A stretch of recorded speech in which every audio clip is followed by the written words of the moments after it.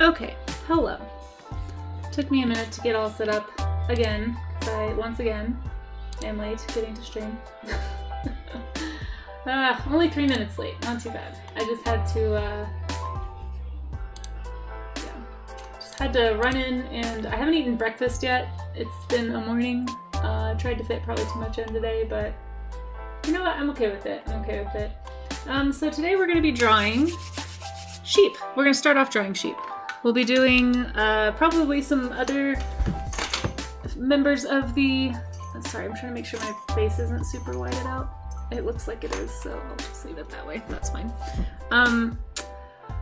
Yeah, other members of the Caprinae, I think that's how you say it, Caprinae, that's how I pronounce it, family, which is sheep, goats, you know, various, those sorts of ungulates. They're all in the same family together. But it actually includes some members that I think are really fun and kind of unique and not well known, such as the takin. So we'll be drawing a takin later. They're very fun. It does look like a antelope or a cow, but it is not. It is, in fact, a member of the same family as sheep and goats. So it's kind of rare. Actually, it was taking me a while to find a picture of a sheep that wasn't fluffy, because I wanted to actually look at the anatomical structure of the animal before we jump into like just covering it with fluff. So yeah, if you'd like to draw along with me, I'm going to post this picture in Discord, but then you can also find it on my Pinterest page, which I think there's a link in chat somewhere. Yep, Amaze is so fast. He's ahead of me. Thank you, Amaze, so much. You can click that link if you would like to go pick your own sheep. As always, you don't have to draw the picture I'm drawing. You're more than welcome to root around in there and find something else, but for me, we're going to start off with a shorn sheep. It took me a while on Pinterest to find one. Drawing sheep. And then eventually I'll draw something else. I am going to wash my hands really fast because I pet a dog on my way in. And I'm feeling kind of gross about touching my stuff without having clean hands. So give me just 1 second, I apologize. I should have done that before, but I did not have time. But I hope you guys are having a good day.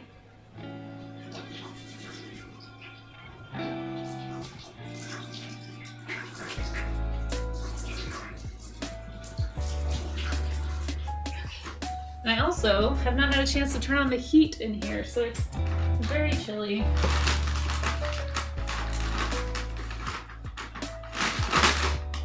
I am most displeased by how cold it is in here. Sorry, I'm a little, I wouldn't say germaphobe, but I like to be hygienic. And dogs, well, they just put unsavory things in their mouths. And this dog licked my hand, so we're just gonna wipe everything I've touched so far today. Because gross. You guys will probably not be proud of me, but I have a very unhealthy breakfast today. Well, not super unhealthy, but just like probably not ideal. I was up at 7 to go on a hike. Just got done with the hike.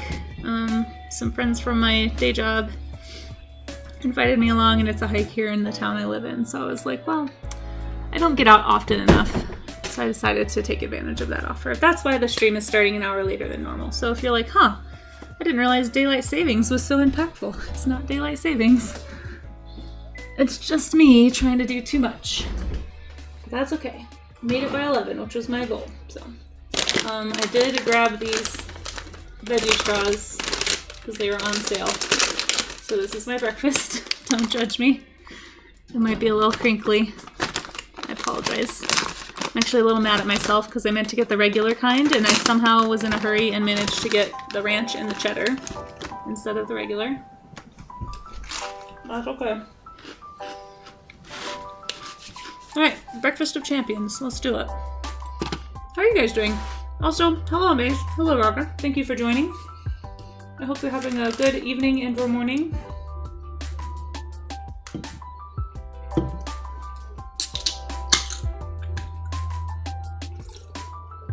Get my tea started. Here we go.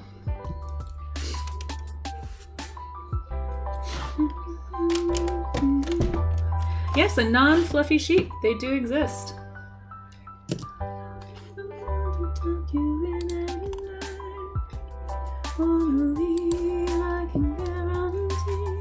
Alrighty, so, ooh. Dude.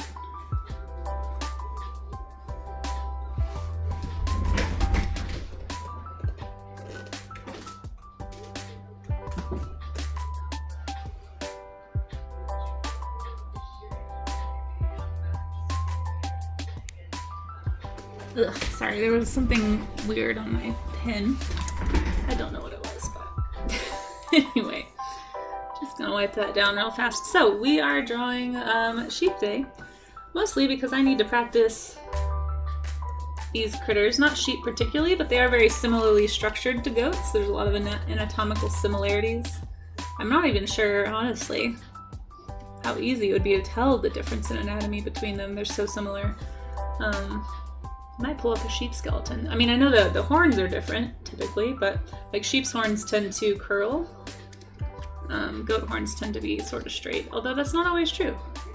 I'm actually not sure what makes something a goat versus a sheep. Sheep tend to be woollier, but not always. Bighorn sheep are not woolly. I feel like their faces look a little different. But anyway, we're supposed to be getting the bad drawings out. This is how you improve your art skill. You gotta make a whole bunch of bad drawings first. So let's get to good drawings by getting out the bad ones. Alrighty, let's combine those layers and we'll start.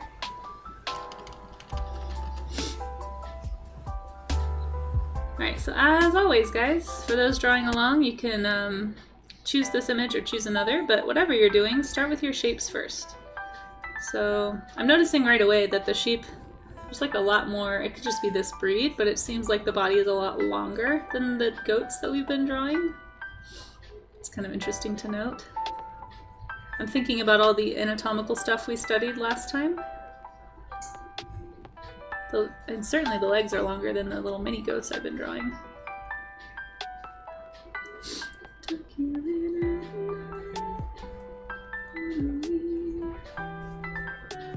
There's also a whole lot more chest cavity, at least in this breed.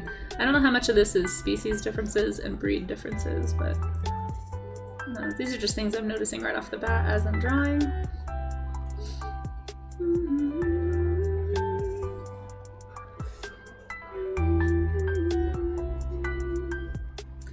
I also love the Roman nose situation we've got here with this critter.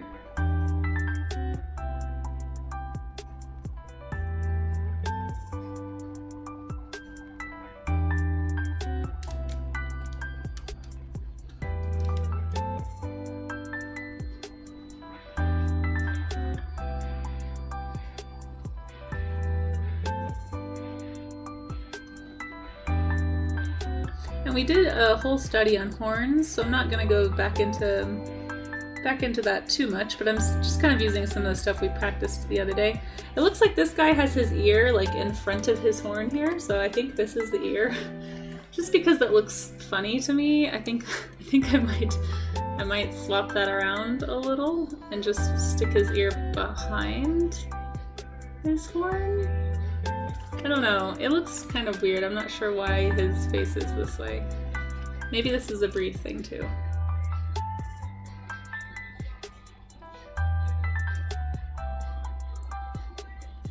But we did talk about when you're drawing horns, they tend to have these ridges that sort of show you the shape a little bit. I feel weird changing the reference, but like this looks strange to me. I guess leaving it down like that's not as bad, because then you can see his eye. Anyway, it's just know that that's what's happening in this image. I didn't realize that when I pulled it. I probably would have pulled a different one. Sometimes when you're pulling these images, they can seem like they aren't confusing and tangential, but then that happens. It's okay, we'll work on another one in a minute. I do like his little markings, they're cute. Got little spots on his knees. And also, note the long tail. I think that is one difference between goats and sheep. I think sheep tend to have longer tails. Not all sheep. Or, I don't know, again, maybe that could be a breed thing where they dock the tails. I actually don't know. I do know a lot of sheep species have long tails like this. In fact, we could draw some sheep that have fat tails if you'd like. Some species store extra fat in their tails, kind of like camels do in their humps. I think I've shared these on Discord before, but I do find them very funny, and I'm actually kind of surprised I forgot that they existed until just this second, so maybe we'll draw one of those just because I think they're hilarious. But yeah, Google fat-tailed sheep and have a great time. At least that's what I have a great time when I look at fat-tailed sheep. Maybe that's just me. I'm glad that you're holding up well enough, Amaze. That doesn't sound ideal. It doesn't sound like you're holding up as well as you could. But I'm glad you're doing alright.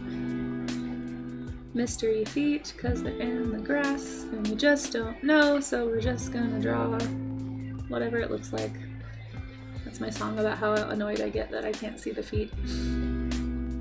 It looks like he has little socks on his feet, but I can't tell because they're all black and I don't know where the hoof starts and the foot starts. We're just gonna do that. Okay. So there's our first sheep. He's not great. He's kind of disproportional and his head's really small. I just realized. Oh, wait. Let me make his head a little bigger. Again, one of the many benefits of working digitally is that you can kind of manipulate things a little bit if you mess up. It's the facade of being able to draw something proportionally. It's probably a little bit of a cheat, but it's okay. Okay, before we jump into the tack-in, I do want to find another sheep. Fat-tailed sheep.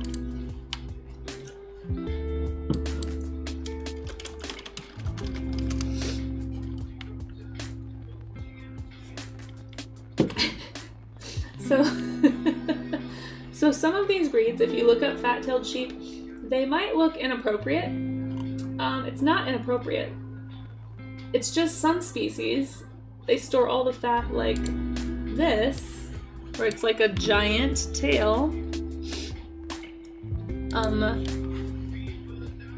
And then some breeds, they store fat on either side of the tail, so it kind of looks like a big booty, but it's not. It's just a very well-fed sheep tail. And it's really funny, and I don't know if I should show it on stream because I feel like I'm gonna get modded or something by Twitch. But I wish I could show them. You know what? I'm gonna post it in my Discord. So if you want to see what I'm talking about, here you go. Go to my Discord and you can see some fat-tailed sheep. I'm gonna drop them in the reference. If you would like to draw fat-tailed sheep like this with a bifurcated tail fat storage system,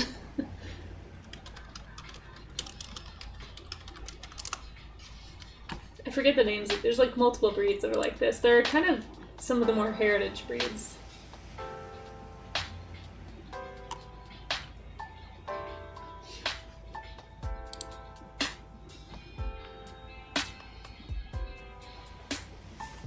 Here's a pretty, like, standard, I would say, fat-tailed sheep. I know it looks like a big old booty, but it's really his tail. Or her tail. I can't really tell which one this is, but I might draw this guy. This is at least thin enough that I can see some of the anatomy going on. Hey, Mathrak! How's it going? We're drawing fat-tailed sheep, if you'd like to join. But you can see, actually, in this picture right here, some of that tail fat. So if you read older texts, like ancient texts, reference the fat of the tail a lot. Like the Bible has references to this. A lot of like Middle Eastern texts and what is that empire? Is it the Byzantine? Whatever the empire was before Europe was super formed, and before the Roman Empire. I think it was Ottoman Empire. The Ottoman Empire. If you read a lot of texts from that era of human civilization, you'll see references to sheep with fat tails, and that's because they're talking about these breeds. I found this out recently, and it like blew my mind because I'd never seen that before, but I thought it was very funny. So I'm just gonna move the tack-in.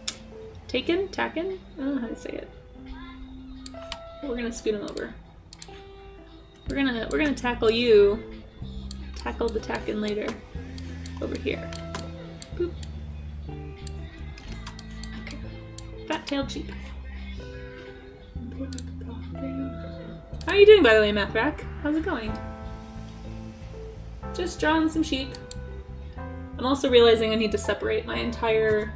my ungulates folder is that's too broad. I need to break it up. So I might, if I have time today, I might sit down and do some of that. So if anyone's trying to find what they look like, certain reference pictures in my reference folder, I apologize that it's so broad for some of those, but... Hey, Lego Core, how's it going? Lego. I hope your day was well. How's the dark bus ride? Is it normal to talk to people on the bus? I don't feel like it is really, right? That's not like a thing. I was gonna ask if you ever make friends on the bus, but I don't know, if you're in like a more like less populated area, I feel like it might be more normal. Kind of like in the States, like more rural communities tend to be more chatty, like in the South. Anyway, I hope you're having a good bus ride, whether you make friends or not, I suppose. Oh, working from home! Wow! Love that for you. Well, great. Well, enjoy that. I hope the work's going well. Drawing some sheep. We were talking about fat-tailed sheep. They are quite funny. I do enjoy them heartily. And we're drawing one now, so...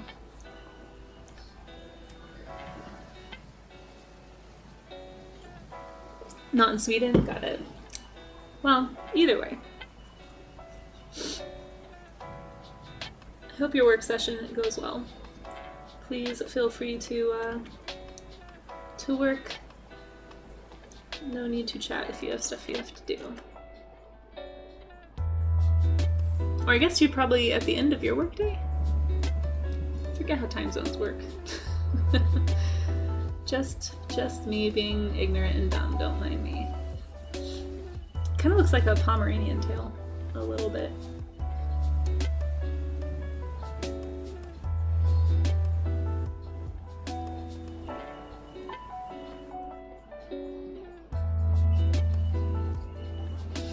Ooh, I'm a little gross right now. I just got done with a hike. And I'm like, I feel weird and slightly sticky, but very cold, and it's just a little uncomfortable.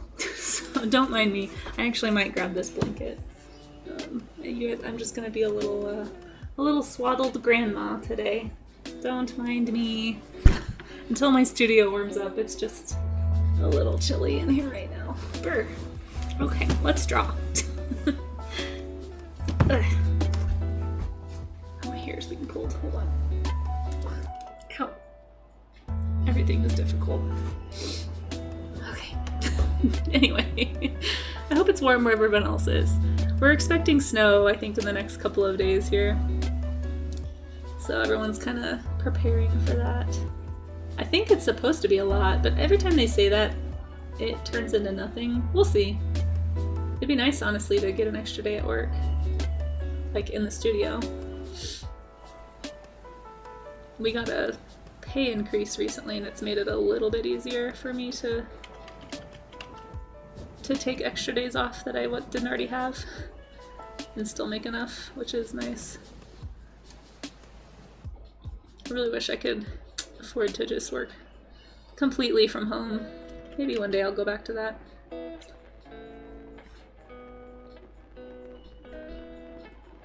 Only time people... Wait, hold on. People are chatting on public transport is when it's Friday and people are drinking. Hey, that makes sense. You know, everyone becomes friends when there's alcohol involved. Seems like sheeps have more elongated skull in a vertical way compared to... Yeah, I think you're right. Well, a lot of these species... Are you talking about this little, like, Roman nose thing going on? Because I am noticing a lot of sheep seem to have that. There's a few goat species that have that too, though. Like the Nubian goat, I believe. Nubian goat.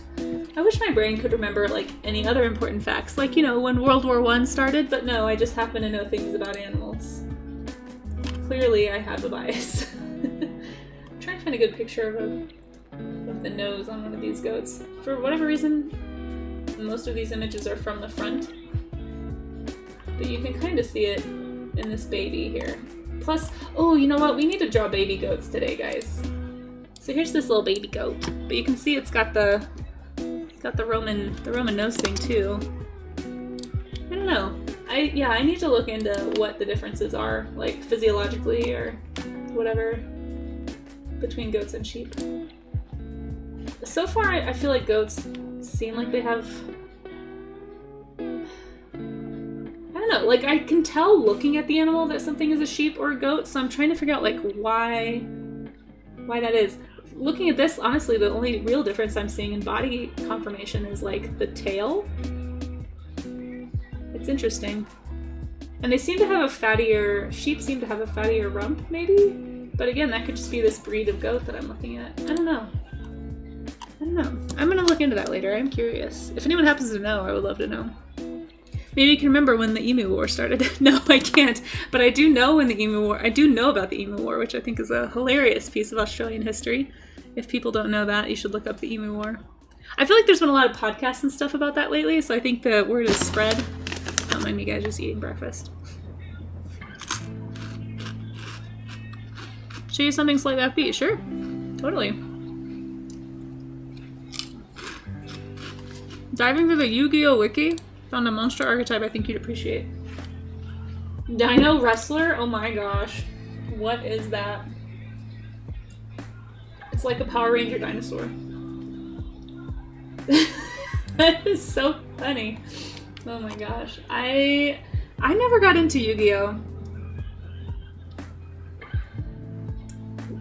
Like shows or manga that were about playing a game were just never, I don't know, I just was never super into it. Alright. The exception, I guess, well, see, I don't feel like Pokemon's even like that, though, because it was still about creatures. Even, like, all my friends were into... Does anyone remember Cardcaptor Sakura? I had so many friends that were into that show, and I just couldn't... I don't know, I just couldn't get into it. So I am noticing sheep seem to have more pectoral muscle, or at least a more forward sternum. Or maybe it's a further back set shoulder. I don't know. I need to look... Probably need to look at some skeletal things for sheep. But like I'm noticing for most of these critters, I'm drawing way more, seems to be a deeper chest cavity than I see in a lot of goats. I don't know if that's because goats have bigger shoulder muscles and it pulls forward. Oh, thank you so much for that follow. I appreciate that. Samuel Perker. That's cute. Thank you. Thank you for joining. I hope you like drawing random animals and sometimes random other things in the mornings, because that's what we're doing. Feel free to join in or just hang out, that's fine too, but I do appreciate that. Pushing my little follower goal just a little bit closer. Only 3 away now, that's exciting. I hope your day's going well, by the way, Steven. I binged it a few years ago. It's a cute anime, but there's a side story that really irked me. Yeah, I feel like the older you get with the anime, the more the things become kind of problematic. Well, I don't know. I guess that's not entirely true. There were some shows I saw on Netflix that are like brand new anime that I was like, I don't know about that plot. But it's also, I don't know. I wonder how much of it's cultural. You don't have to talk about it if you don't want to, Lagumcore. I'm a little curious, but I don't want to trigger you if you're trying to get work done. I know sometimes I can get a little... I'm not sure if you guys have noticed. I can get a little ranty, a little rambly, a little passionate about topics, and sometimes it can be distracting. So if that's you as well, please don't feel like you have to elaborate. I feel like most of my friends in high school were into Cardcaptor Sakura, Sailor Moon. There was quite a few into Dragon Ball Z. I was into Dragon Ball Z for sure, which I thought about doing because Toriyama passed away this past week. I thought about doing like a tribute stream and just like maybe tomorrow, I'm not sure. Because I was gonna do cows tomorrow just to go with the like livestock theme here with our warm-up streams, but I kind of wanted to, I don't know, how would you guys feel about studying some Toriyama artwork? I did order an art book. Maybe I should wait till that comes in and then I can share that with you guys on stream and we'll do like a dedicated Toriyama stream. Maybe we'll do that. I kind of like keeping up with the themes on these stream days. Alright, I can't see where this hoof is, so I'm just kind of making it up here. And I think I might pause and do some foot anatomy, because I feel like cloven hooves are kind of unique, and I want to make sure that I'm drawing them correctly. Look at your little wool bits, wool guy. But yeah, so we watched, I think a lot of my friends were like Cardcaptor Sakura, Sailor Moon, Slayers was a big one for a few of my friends, and then Magic Knight Rayearth. Those were like the really, like, those are the animes that like all my friends liked to watch. And so I ended up watching quite a bit of each of those series. But I really was mostly into Dragon Ball Z. And I actually really liked Gundam Wing. It was the only, I know a lot of people apparently think that's the worst Gundam series. It's the only one I ever saw because it was on Toonami, but I liked that one. And then like, oh, and Evangelion was a big one too. Yeah, I never saw more than like a couple episodes of Cardcaptor Sakura, and it just didn't, I wasn't interested. I don't really like the magical girl animes typically. I get bored with them. I feel like it's super floofy for no reason, and I'm not like that as a person, I guess, and so maybe that's why I just wasn't into it. I don't really care, like I don't wear makeup or dress up or like, I don't know, just spending so much time talking about clothing and like outfit changes and like doing all these slow shots of outfits. I was just like, this is boring. I'm gonna do something else. And then I found the designs really distracting, but that's probably just me. Like I know some people love that aesthetic, and I'm not saying that it's like absolutely enjoy what you like, but for me that wasn't my thing, so I just am not familiar with it for that reason. What's up? Not much. I just got done with a hike, so I'm a little cold because it's really cold in here and I'm a little sweaty. So it's like this weird feeling, and that's why I'm all bundled. Well, I'm also drinking a cold drink. It's probably not the smartest move, but anyway, I need some tea.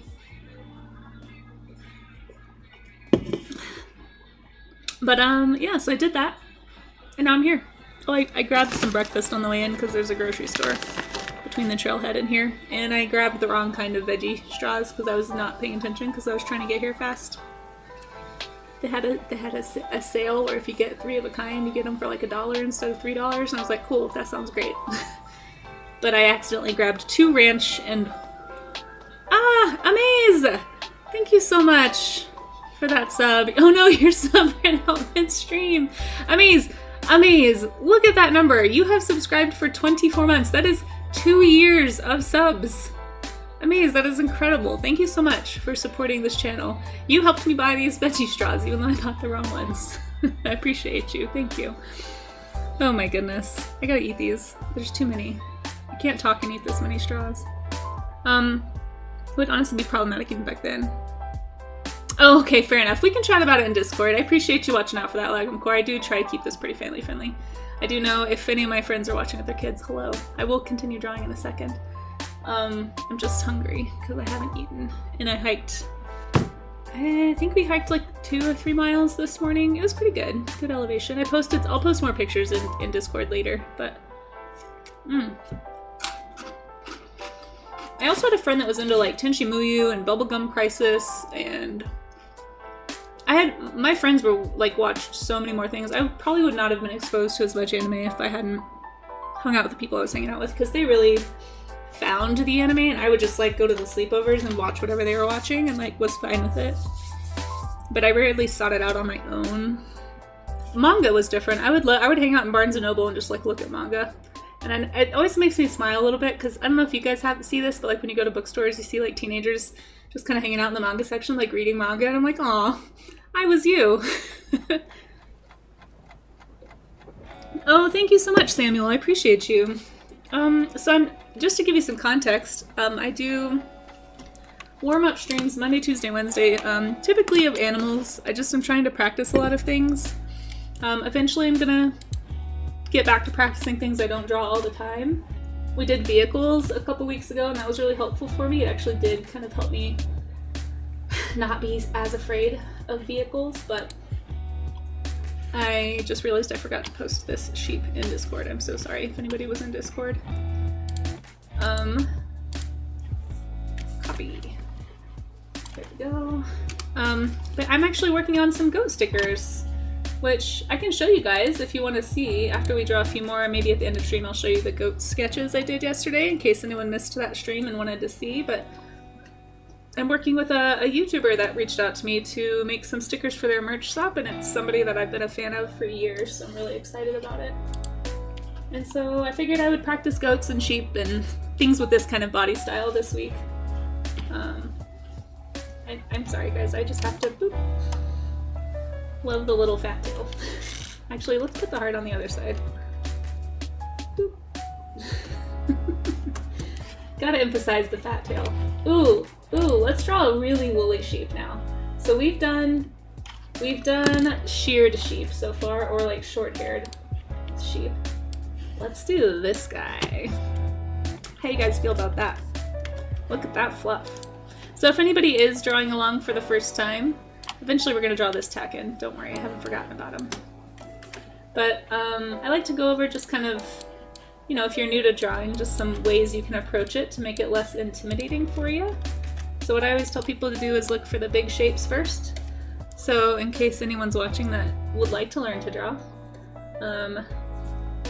So what I mean by big shapes is kind of like the big groups or the big skeletal groups, or you could do like just the big shapes you see. For me, I like to do like hips, shoulders, and head, and then just kind of connect it. It helps me find where the placement of everything goes. But if you're more of a like, if you're seeing like big forms, like some people I know do like big circle for the body and like this for this part, and then you kind of add to it. So whatever makes the most sense to you. I always recommend trying to make sure you're looking at the reference picture as much as possible while you're drawing, so that you don't end up just drawing what you think it looks like, but rather what it actually looks like, and that's going to teach you more than just like staring at your drawing the whole time and then occasionally looking at the reference. But yeah, do whatever you're comfortable with. Let's see. I'm kind of doing this a little bit backwards for myself, actually. I just really like his hairdo. Like what a cool anime looking.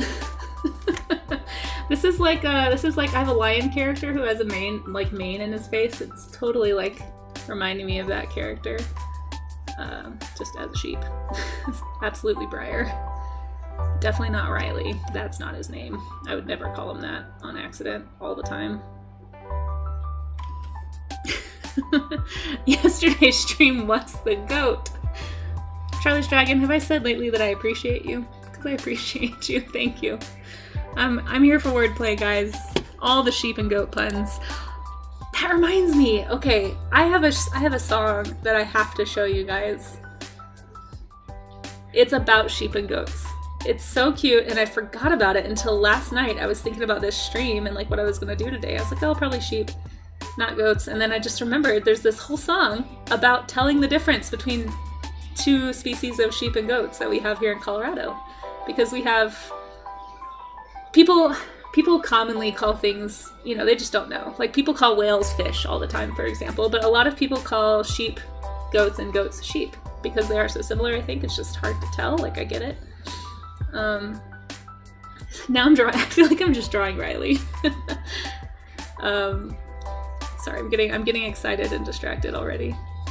I'm gonna draw these big shapes first, but there's this video about the bighorn sheep and telling them apart from mountain goats, and I think it was actually done by the Canadian Wildlife something or other.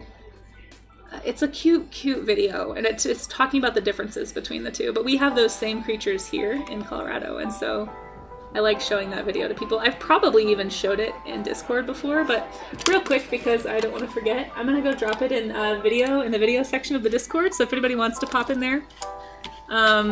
And yes, I'll put the photo in Discord as well. Sorry, Amaze. Sheep and goats. It's a catchy song, so watch out, guys.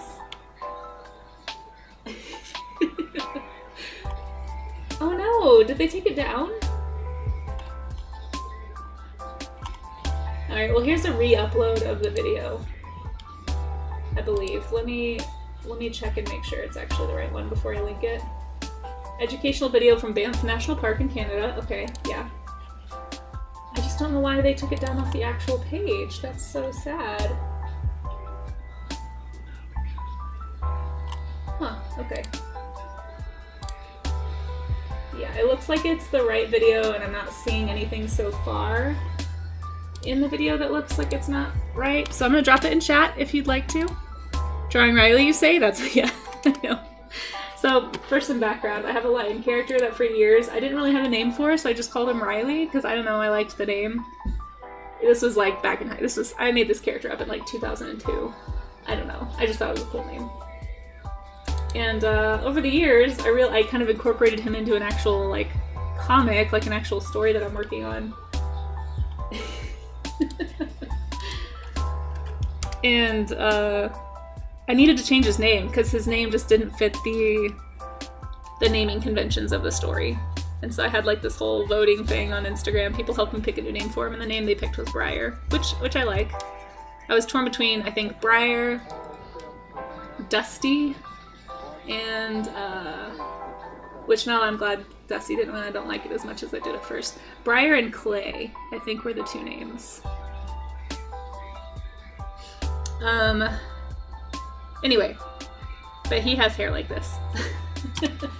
So I posted the video also in the video channel on Discord if you need it. Anyway, it's a very silly video, just so you know. Briley, exactly. But if you would like to hear a very goofy video about sheep and goats, maybe I'll play it on stream at the end. It's adorable. I think it's super catchy and funny and educational. But it's talking about the differences between, oh, Maze, I love your picture you found. That's adorable. But it talks about the difference between bighorn sheep and mountain goats. So, and like how they live in different places and how their herd societies work differently, and that makes it like fun. It's like for kids, but I just think it's funny. So anyway, Briar kind of fits him, but Riley can be a nice nickname. It just doesn't make sense. Like that, those types of like human English American names like just wouldn't be in that universe, but out of universe, I probably will still call him Riley occasionally, mostly on accident. There's so much anime out there, but the stuff that aired on Western TV was very gender-cated, kind of, not to mention they edited out any potential. Yeah, they had a lot of editing, like heavy, and not even that. Also, like anything violent, like Dragon Ball Z was heavily edited to get any blood or anything out of the show. And any nudity, like even if it was just like a little kid's butt, you know, like there's just so many different cultural norms in Japan that were not, especially at the time, were not norms in American Western media, because animation was still in the 90s very much seen as something for kids, so it had to be like super kid friendly. And a lot of times like the script was changed. Yeah, there was all kinds of that for sure. The way to tell the difference between, oh yes, is the sheep tails go down, the goats stand up. Okay, I was wondering if it was the tails. I've noticed sheep tails tend to be longer too than goat tails, but there's so many there's so many similarities that it's really hard to tell the difference. Honestly, there are some goats that are very woolly and sheep that are very short-haired. Exactly, so it's not the hair, and sometimes the horns on sheep tend to be curled, but there are goats that have curled horns too. I don't know, and there's some sheep that have really straight horns, so it's just like really hard to know. Thank you so much for clarifying that. That was one of my guesses, was it had to do with the tail. Oh, were you here, Charlie's Dragon? We talked about fat-tailed sheep. I was gonna put some other fat-tailed sheep on here that have much more prominent tail fats, but it kind of looked a little not safe for work. So I was, just to be safe, it's like, well, I don't want Twitch to get mad at me, although I guess considering some of the other things they let fly on Twitch, I doubt that would be a huge deal. We were also talking about the nose shapes and how like even that isn't like a great indicator, because some goats can have that really like heavy crested face. Okay, I'm getting really excited. Oh, here's one fat-tailed sheep. I kind of feel like we should draw this one. I just want to draw that tail. I'm gonna drop it in chat just in case anyone wants it. But check out the intensity of that tail fat, guys. Look at it. So crazy. I'm gonna drop it in here just in case I decide.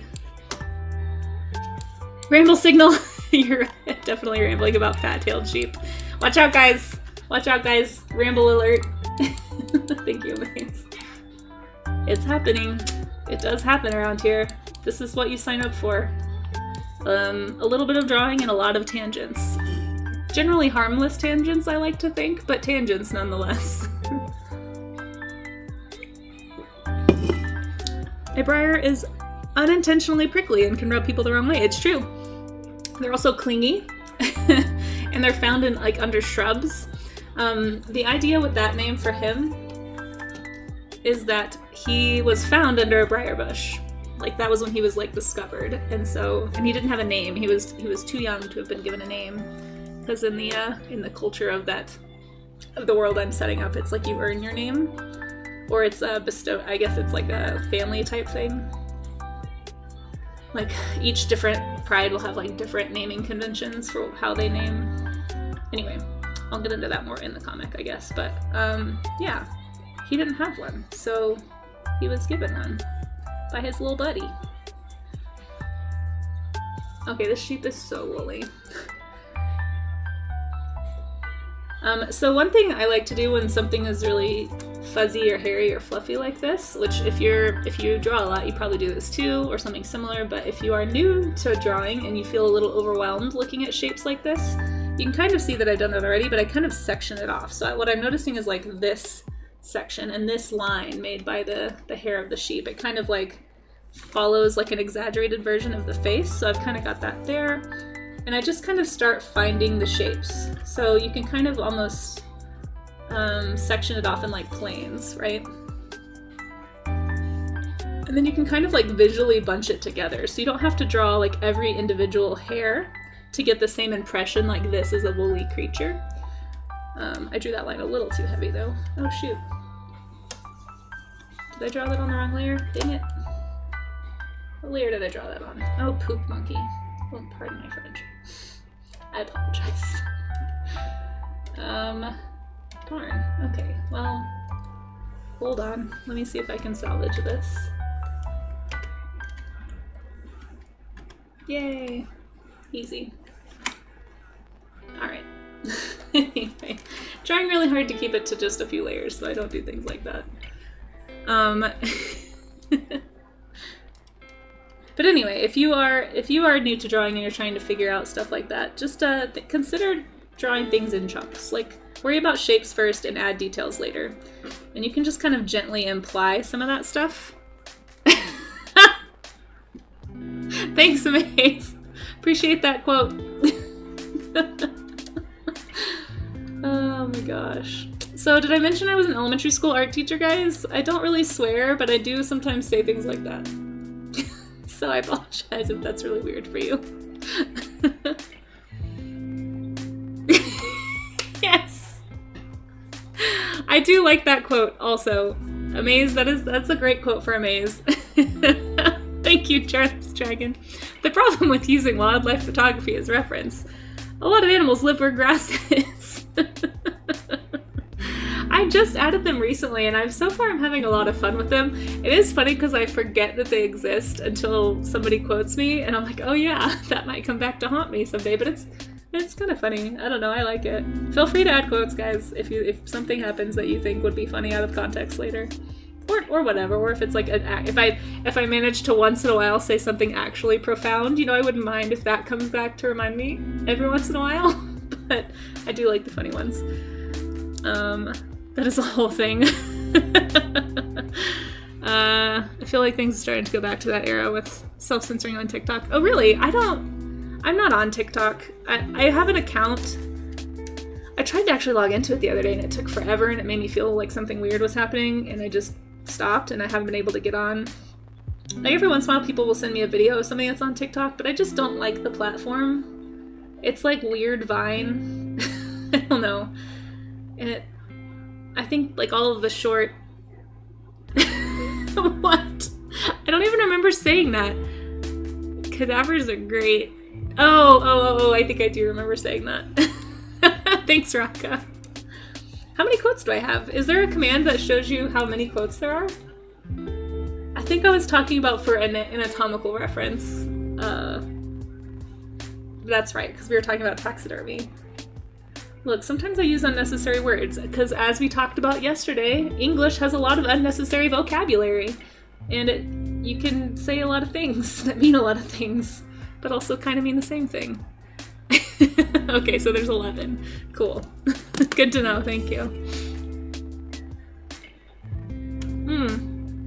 I see that now, because Amaze just said he added quote 11. Okay. I could have figured that out probably from context, I apologize. cadavers are great for vultures. Alright, let's draw another sheep. I really like this guy's hair. I'm putting hearts by everybody today. It's just that kind of a day. I've changed my mind about this fat-tailed sheep. I don't know if I'm going to draw this today. I just really like this picture and I kind of want it around, so I'm just going to put it somewhere. You can just go right there next to your friend, who also has a fat tail. Let's draw this takin. Is it takin or taken? It's spelled like this. If you've never heard of a takin before, they're pretty rare. It's spelled this way. I don't know, I say takin. But they're really cool, so let's draw one of these guys. I forget, I want to say they live in somewhere on the Asian continent, I just don't remember what part. Which obviously that's not super helpful because that is a massive continent, but I want to say it's like Russia. Oh no, it's the Himalayas. Himalayas. So cool. It's the new goat, the GNU goat. Kettle chamois. It's a large species of ungulate. It's of the subfamily Caprinae, yep. And it's found in the eastern Himalayas. Okay, there's 4 subspecies. Nice. So I think this is the Bhutan takin. It's northeastern India. Is where this one's from. There's also a golden takin, which is beautiful. Oh, this could... No, I don't think that's a Tibetan takin. Look at this beautiful one. This thing is gorgeous. It does look like a gnu though. Like a wildebeest. It totally looks like a wildebeest, but it's not. I really like this one, actually. This is a great... It almost looks like when we drew the Tibetan fox, and it looks like a badly drawn fox. The proportions of this animal are... It's almost like you didn't know how to draw a cow. Like a fuzzy cow. But it's not. It's a cool thing. I like it. Let's draw one. Okay. So let's see. Vultures. Wait. Or vultures are great for... Yeah, they sure are. No, they're super essential. I'm actually really sad that vultures are having so many issues right now dying from, like... Basically, like, poisoned cadavers. I forget the reason. Yeah, isn't that a good-looking critter? It's so good-looking. I would say the first way. Takin? Yeah, that's the way I'm saying it. I don't know if that's how you're supposed to say it's takin, not taken. Okay. Okay, thank you. Oh yeah, I forgot you can just check Wikipedia for pronunciation. Oh, takin. Yeah. Perfect. Well, I'm glad I haven't been mispronouncing it. I'm really bad at mispronouncing things, so I'm glad that at least this one time I did not. I'm going to copy this image into Discord and then let's draw it. But if anyone wants to share some fun takin facts, please do. I don't know too much about them other than I just love their shapes. I think they have some really fun shapes. And I didn't know about them until pretty recently. A friend of mine brought this critter up to me. Oh my gosh, the babies. You guys have to go look at the babies. So let me make a list before I forget of critters I want to draw today. We have to draw baby goats. Because I really want to draw a baby goat today. Okay. And then I wanted to draw a takin, but we're doing that now. Oh no. When did this line get here?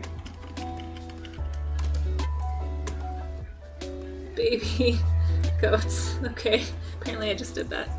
Alright. Takin! So, as always, guys, if you are drawing this along for the first time, find those big shapes. I love this strong shoulder. I mean, look at this. Look at the shoulders. I kind of want to look at a takin skeleton. Might do that after this. I'm gonna look at skeletons after this. I'm gonna write that down so I don't forget. Goat versus sheep versus takin skeleton. And if there's any other interesting, like Caprinae, you know, sheep and goat family critters that you come across, let me know. Skeleton. Okay, we're gonna look at that at some point today on stream.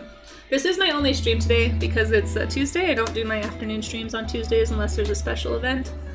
So we'll go a little longer, especially since I didn't start till 11. I feel bad. We'll go for at least 2 hours probably, so I'll be here for a minute. I also really need to, I am going to draw a few goats at the end because I still need, right after this, I'm probably going to jump into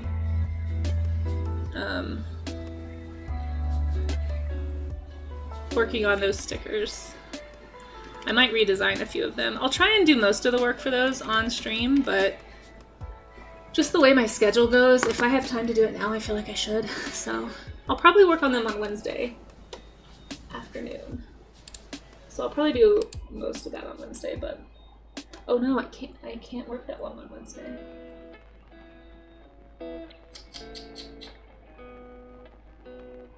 Yeah, I might be doing goat stickers instead. We'll see. If I end up working on the stickers a lot today, I'll probably turn the stream back on just because I might as well have some company while I draw, but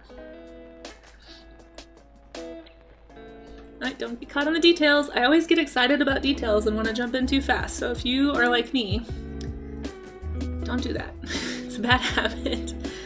Gotta get the form first. Now this has got some foreshortening, obviously, so we've got the shoulder blade up here, I think. Well, actually, I don't know. It might be down here. This could just be those, like, what are they called? The long leather? The long skeletal spines? You guys know what I'm talking about? These things. These things right here that are, like, on the top of the... Wow, there's a lot going on. Whatever these are.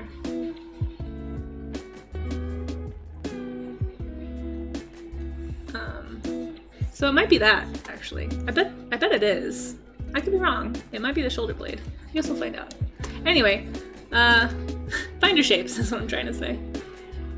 Oh, is this Linkin Park? Are we listening to Linkin Park right now, guys? Oh my gosh, we totally are. Man, we are right in the middle of my high school playlist right now. I hope you guys enjoy this blast from the past. These wounds! Oh, apparently you guys have been knowing that for a while. I'm sorry. I'm late. I have the music really quiet on my end. It's like a goat on steroids. Yeah, I know.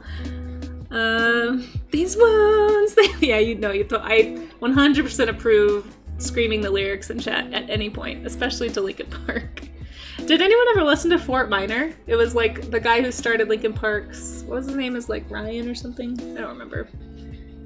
He started a side project called Fort Minor. I think I have a couple of Fort Minor songs, but they're not family friendly, so I can't, and they're probably not on my playlist. Crawling in my skin. Discovered Tackins recently. Yeah. Oh, a couple years ago. You're way faster than me. They are like a capybara. Are capybaras in the rodent family? We'll have to do a rodent stream someday so I can draw a capybara. By the way, how are you, Sloppy Salamander? Thanks for popping in. Appreciate you. The sounds of the early 2000s. Yes, join me, everyone. Join me. This is now nostalgia, and that's still very strange to me. It feels like only yesterday. Now I understand what all the old people would say about the 80s and the 70s when I was a kid. Like, oh, it feels like I was just there. I'm now that person. Very weird. It's weird. Do you guys ever feel like an existential crisis about that sometimes? Maybe not crisis. I'm not that worried about it. It's just weird. Do you know what, though? You live what you learn, guys.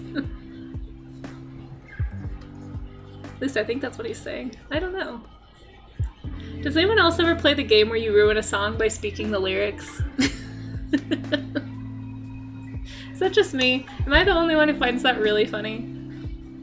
I don't know.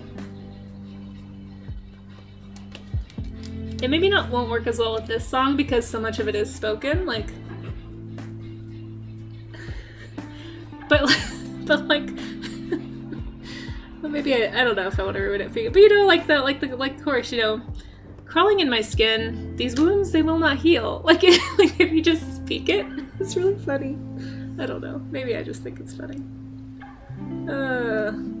Sometimes if I need to pick me up, I'll just take a really serious song of some kind and I'll just start speaking the lyrics, and it always makes me laugh.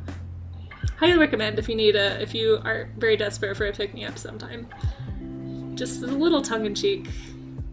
Helps you take life a little bit less seriously. It reminds you that you can laugh, that kind of thing.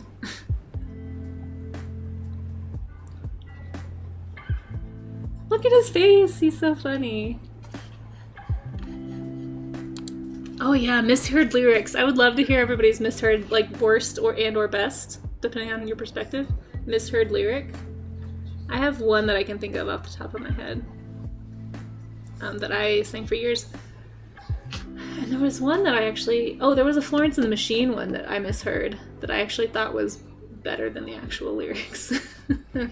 Like changed the meaning of the song. I'm trying to remember what it was.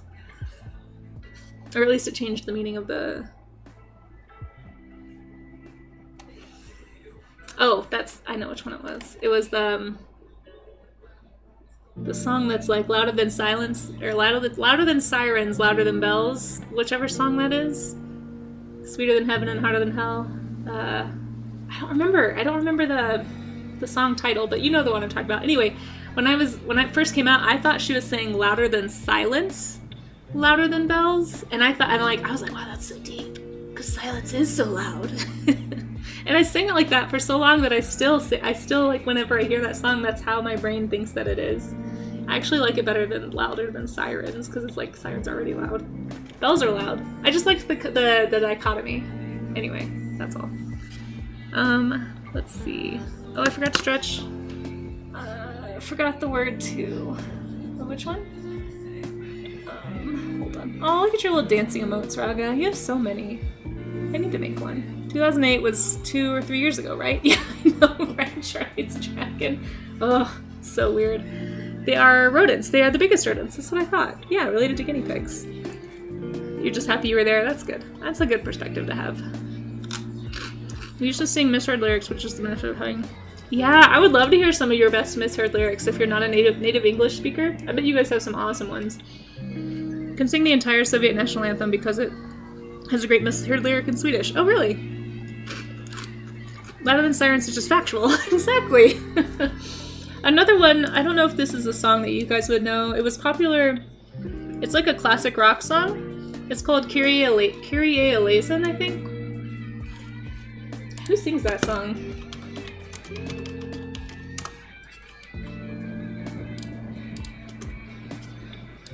It's by Mr. Mister. It's called Kyrie, I think. Yeah. So here, apparently this is like I found this out like a couple years ago, that apparently this phrase, Kyrie eleison, is like some Latin phrase that's used in Catholic's mass or something, like it's like a religious thing. You would have to translate, that's true. Kyrie eleison down the road that I must travel, Kyrie eleison on the highway of the night. That's the song. You may have heard it. It was pretty popular. Anyway, I didn't know this phrase. And as a kid, when I first heard this on the radio, because there was like a station that played 80s, 90s, and 2000s music, because it was the 2000s at the time. And so I was listening to this station and I heard this song. I was like, oh, it's really catchy. I like that. But I didn't know what he was saying. So I thought for years he was saying, carrying a laser. Like, I thought it was like a Star Wars tribute song or something. I didn't know. I didn't think about it too hard. I was like a middle schooler. So I was like, oh yeah, carrying a laser down the road that I must travel. I thought it was great. It's like a song about adventure. And it was not carrying a laser. Yeah, because the lyrics... Do you know the song, Charlie? Yeah, it's like, carry a laser down the darkness of the night. Carry a laser, where I'm going, will you follow? On a highway in the night. Like, it keeps saying these things over and over. It's like, it's super repetitive. Most of the song is just repeating those things. It's really funny. So if you ever go listen to that song, try saying carrying a laser. Yeah, that's probably the worst misheard lyric I think that I've had. What's another one? My roommate, one of my best friends, we were roommates in college, in the dorm room, and there's another older song. I think it's Pour Some Sugar on Me. It's that pour some sugar on me, I think is what they're saying. But she thought it was pour some sugar ramen for some reason, and I heard her sing it that way, and I was like, wait, what? What are you talking about? Apparently that's how she sang it for a long time. Made me laugh. Love some sugar ramen. Actually, that sounds disgusting. But anyway, if anyone has a good misheard lyric... Oh, there's the one by Fun. The one by Fun that apparently the singer, like the lead singer, gets really upset about because it's not the right lyric.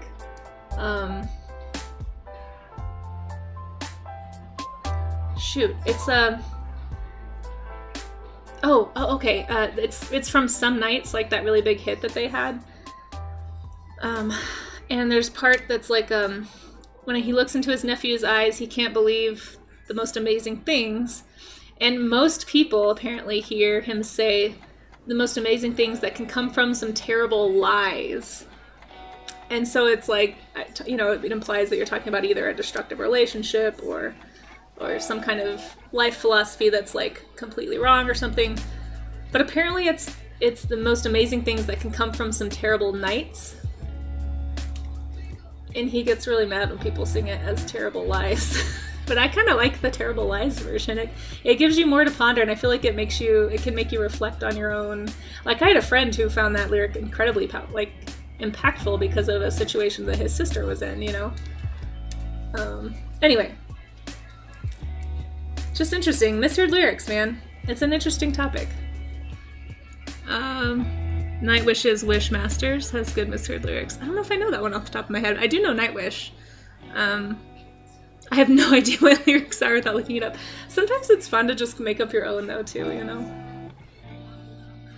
There's some good misheard lyric videos to Nightwish, I bet. There's a misheard lyric to an ABBA song that ended up changing it to what people were hearing. Oh, no way! That's interesting that they would just respond to the fan base like that. Huh. Alright, I just want to point out this critter's really long cloven hooves. Like, look at the separation on this hoof. Especially. Like, this is some prehistoric... This is like Ice Age-y levels of cloven hoof. Like, it almost looks like two separate toes still. It's really cool. I mean, I guess technically they are, but usually there's more like webbing between them, so you don't quite see as much of it. I don't know, I really like that. It's interesting to see. Oh, that's what I was gonna do. Hoof study. Hoof study. Okay. Anyway, I knew there was something I was forgetting.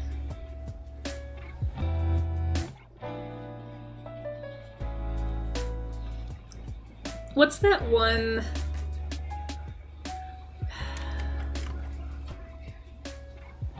Oh, it's The End of the World, that song. Like, it's the end of the world as we know it. And they'd sing so fast, I feel like nobody knows the actual lyrics to that song. The other night I stripped a nice common middle just divided outside in a line Leonard Bernstein, like that song. Which I also discovered through a Dragon Ball Z music video, not gonna lie. Just gonna be upfront with you guys. That is how I found that song originally as a kid. Just happens that way. I feel like I drew the front legs way too long here. I feel like it should be like right there.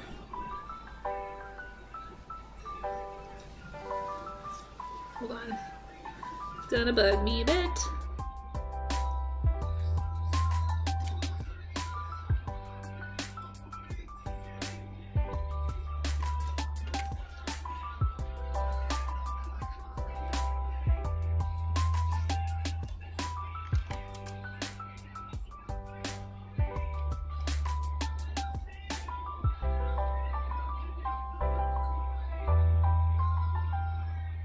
I don't know, maybe not. It looks really weird in my drawing. I'll come back to it.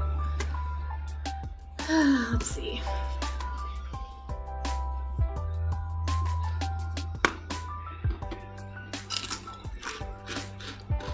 Sorry, I'm trying to be better about not eating on stream, but I do get really hungry sometimes. Please forgive. I feel like when I first started streaming, half my stream was just me hanging out and eating. Because I was always like waiting until, I don't know, I would just get caught up in stuff and forget to eat before stream, and then I'd be super hungry.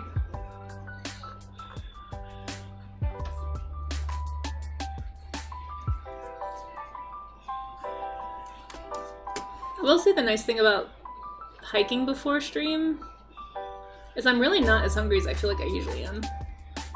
Something about exercise makes me not, like my appetite just goes away. Is anyone else like that? Like, whenever I'm, like, camping or backpacking or climbing mountains or doing any of that stuff, like, my appetite goes away. It's kind of weird. Part of me wonders if it's just because I'm not sitting around with the opportunity to snack all day, which can be, like, a big temptation. Maybe that's what it is. Alright, there's our little tack-in. He's so fuzzy and cute.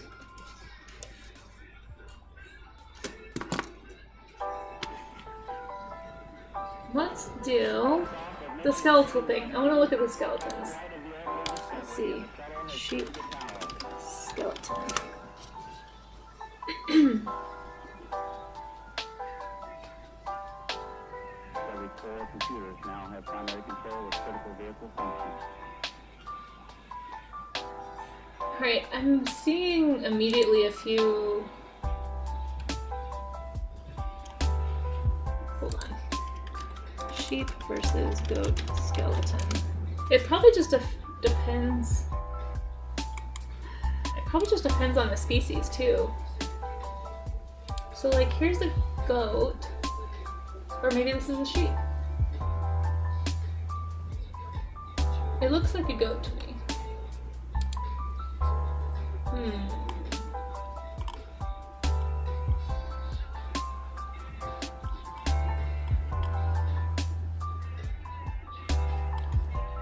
Okay, it is a goat.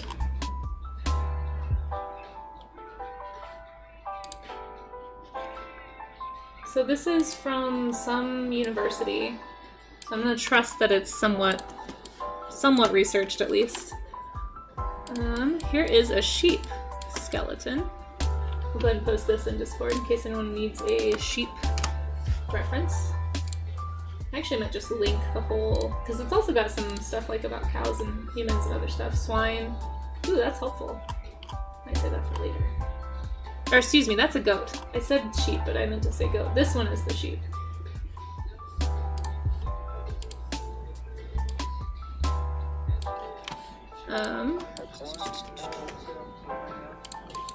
Okay. Honestly, it's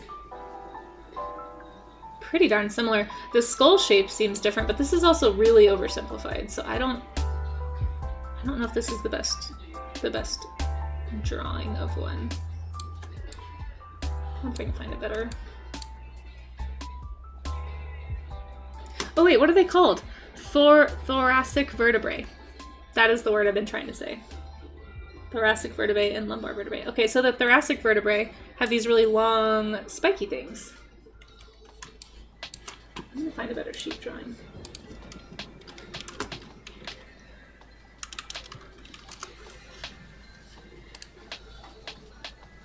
And it looks like in sheep they aren't as, well, in domestic sheep they aren't as extreme. But like in bighorn sheep, they're really strong. They're like the thoracic vertebrae are really, really long. Yeah, like here's a bighorn sheep. Wow. So I don't know how to tell the difference, honestly. Like, these look so different in so many ways. I wonder for the mandible? Let's see if I can find another. I'm just really curious now. Oh yeah, and I want to find one of those too. I don't like that.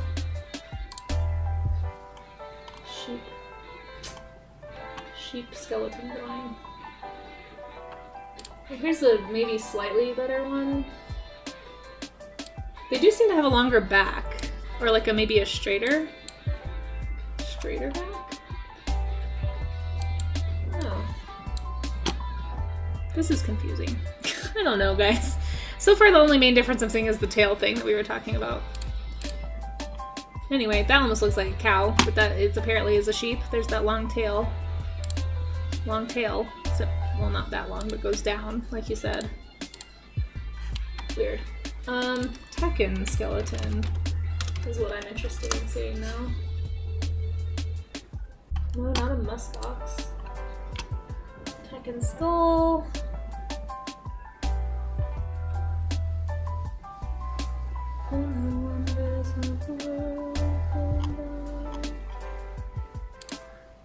I want to see, I don't know if I can find a Tekken.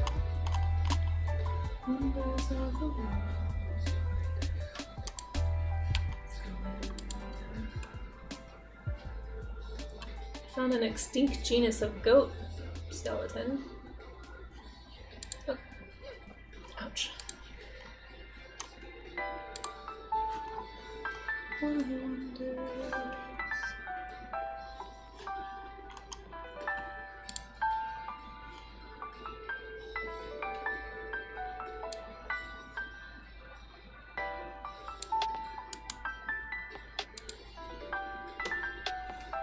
Skeleton. If anyone can find a Tacken skeleton, let me know. I don't want to spend too much time searching for images on stream. I keep finding the same skeleton that is not actually a Tacken. Tacken artwork of the skull. Whoa. Oh. Sorry, there was a loud sound next to me. It scared me. Oh. Oh no, that's a cow. Wait, what are these called again? Thoracic vertebrae? Look at the thoracic vertebrae on this cow skeleton, guys. This is an early American bison, I think, according to that museum-y thing. But this is what I think is going on in the Tacken. Like, I think it's something like that. Like, it's these thoracic vertebrae that are, like, super, super tall, which are, this is my theory, kind of creating some of this hump. And then I would imagine, just based on also kind of what you can see here, and again, I'm totally guessing, I could be absolutely totally wrong. I'm guessing this is the shoulder blade and this is the muscle attaching. I'm assuming, I imagine there's a lot of muscle here and then just like really, really intense vertebrae. But I was trying to find a picture to show that, so. Whoa, whoops, apparently that was all in the picture layer. Whoopsie days. Anyway, that's my assumption, that's my guess. I don't know for sure, but anyway.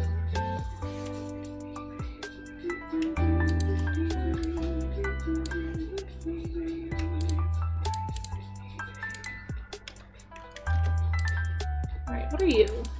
Oh, sheep. Yeah, you're not that helpful. I don't really like that much. What is this? What is this layer?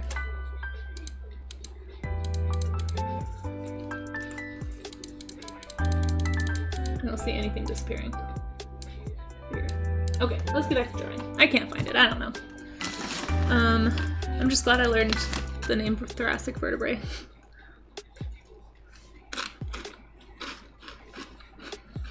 Neural spines. Oh. Let me show you. That might be the part that's outside of the outside of the body, maybe?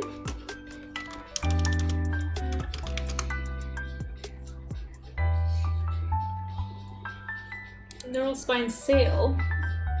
So like what's on Dimetrodon would be neural spines. Oh, but I guess they're also called neural spines of a bison. Hold on. Amphibians, ammonite, lists of organisms with a sail. So I guess it's a term more commonly used with things that have sails, like Spinosaurus, which makes sense why Danny would know that, because isn't that his like expertise, is Spinosaur?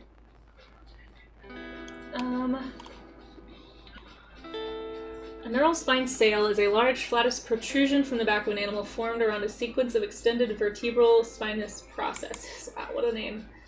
And associated tissues. Such structures are comparatively rare in modern animals, but have been identified in many extinct species, amphibians, and ammonites. Paleontologists have proposed a number of ways in which the sail could function. Huh. There is a picture of a bison. Oh, okay, it's saying the tall neural spines of a bison form a hump rather than a sail. Vertebral processes are just the parts that stick out, but it's the thoracic part of the vertebrae. Okay, so they are called spines then, but it's just the part that comes up off the thoracic vertebrae. Vertebral spines. Interesting. Yeah. Neural spines. Huh. No, I can't. I think we're on the same page. Did that take where that was that on the vertebra page of Wikipedia? I think that's what we're both looking at here. Interesting. Well, thank you. Neural spines. Okay, I'll try and remember that. Neural spines on mammals. Because there's a lot. Like, I mean, horses, that's what forms the wither on a horse. It's what forms a lot of the ungulates. A lot of ungulates have pretty pronounced, especially bovid, ungulates tend to have really pronounced, I guess, vertebral neural spines along the thoracic part of the vertebrae.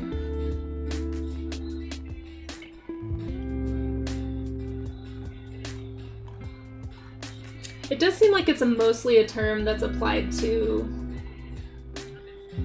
like dinosaurs and reptiles from what I'm seeing. I don't know, I'll have to look into that. Thank you. Thank you for letting me know about that term. Appreciate that. Thank you, Charlie's Dragon. Okay.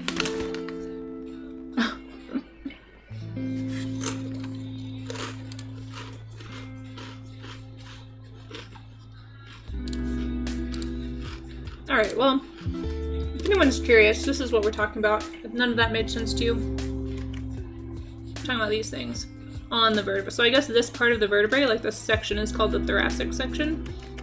And potentially these parts that extend off are called vertebral spines. Some animals don't have very pronounced ones at all. Like this is like pretty standard. It's just like the top part of the vertebrae. It's interesting. But yeah, you can definitely see it in like bison. Interesting, interesting. Huh. Because I mean, we have them as people, just not very, they're not like big like that. Alright. It might just be called the large, yeah, it might just be called the spinous process, yeah. Interesting. When they get really long, they become a spine. Yeah, interesting, interesting. I'm just feeling like the takin might have that. Alright, well I couldn't find a takin skeleton, so I guess I have to mark that part off. Very sad. But yeah, so far I'm not seeing a lot of spinal, like skeletal differences between goats and sheep, so it makes it kind of hard. Let's do a baby goat. Okay, baby goats. So cute. Oh my gosh. They're so adorable.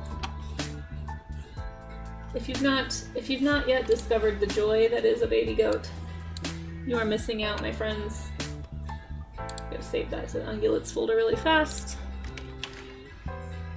Post this in the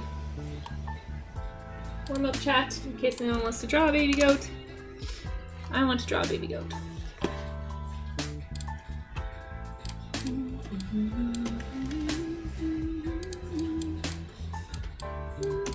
Alright, this baby goat's too big.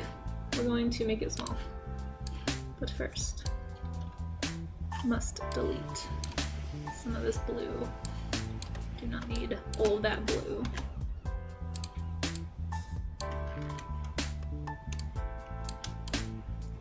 Slide you over here.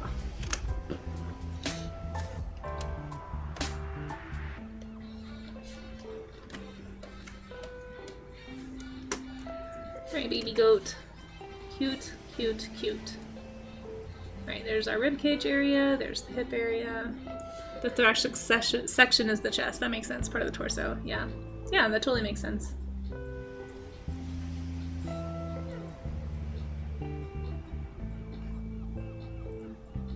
Look at these little goats. I do feel like most of the goats I've seen so far, though, still do not have as pronounced of a, it's like sternum area, like the pectorals and that, like the chest doesn't seem to push as far forward. Like, look at how far it is on this sheep. Maybe that's just a domestic sheep thing, but like, I'm noticing that a lot of these sheep have just like a more pronounced chest cavity than a lot of the goats that I've drawn.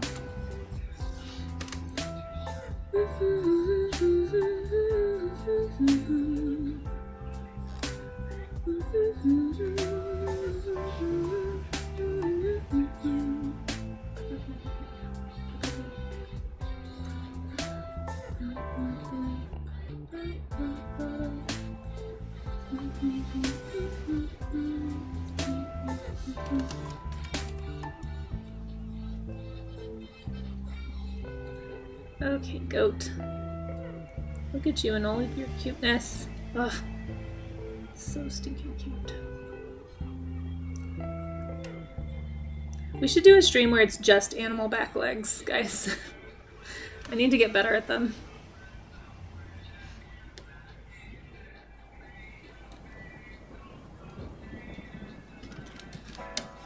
Oops. That's not what I asked you to do at all.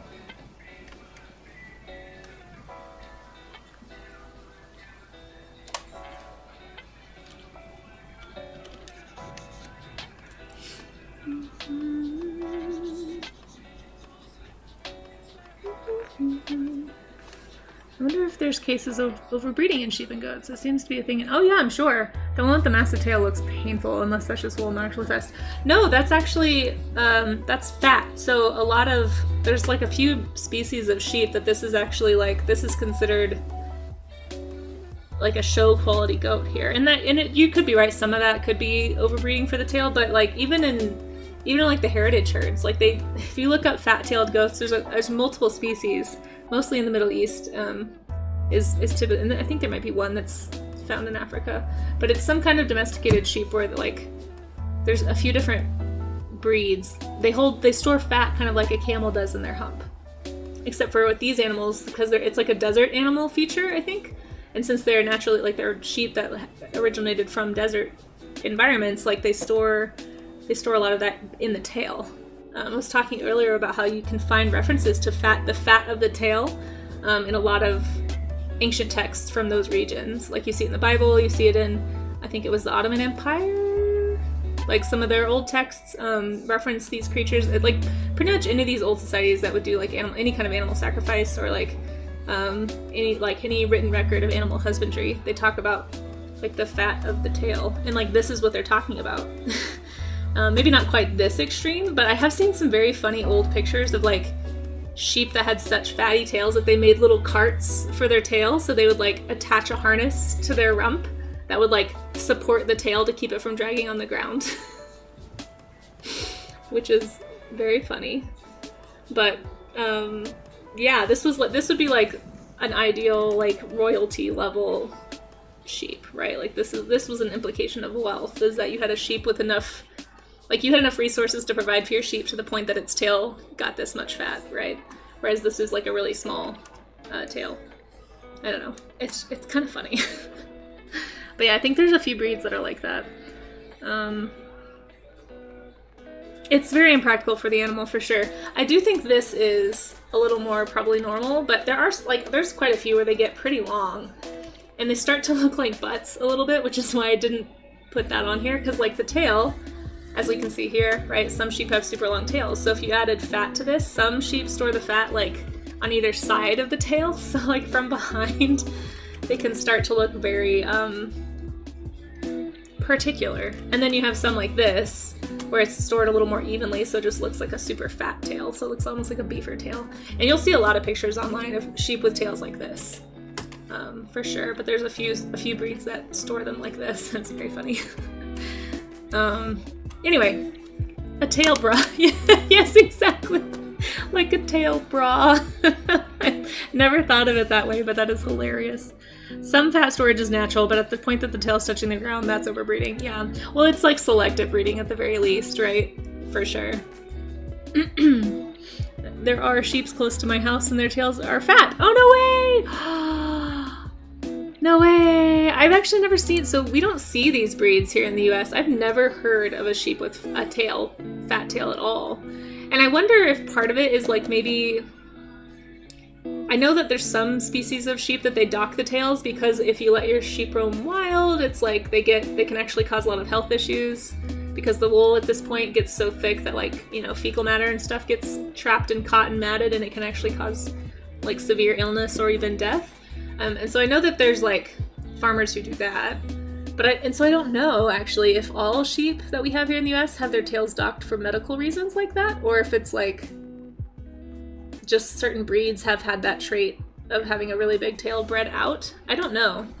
That's another thing that I'd love some clarity on. But hey, we're all talking about fat tails. Amaze, you're just gonna have to accept that bras exist, okay? And they exist for sheep with big tails. It's just a fact. It's a good ramble, Amaze. He's just alerting the masses that we are rambling about fat tails on sheep. I did think it was really interesting when I first found, because I'd never seen it in America. I don't know if there's any, like, Amaze, you're in America. Like, had you ever seen a fat-tailed sheep? I sure never had. I've only ever seen the ones with like little short tails. And so I don't know. I think maybe they might be docked. They're not super fat, but they are girthy. Girthy is a good word. Yeah, we dock the tails. I'm pretty sure that's right, yeah. I wonder if the same goes for their testicles and inhalation. I mean, we definitely have like Rocky Mountain oysters here in Colorado, so you can look that part up if you'd like to. But I think they do castrate male for the most part. They castrate there's a lot of male castration in livestock for sure. I'm just gonna make this ear smaller. I think it's just too big. Just a smidge too big.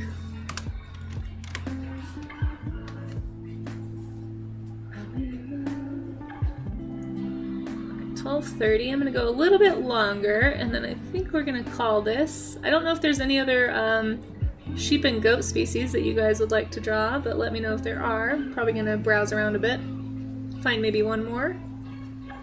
Oh, but I wanted to do a hoof study first. That's right. So I'm gonna do that real quick, and we'll see what time is left. But if anyone finds a Caprinae species that they would like to, that they would like to look at or talk about. I do like learning about these critters, so if anyone has one that they know a whole lot about, please allow me to be educated.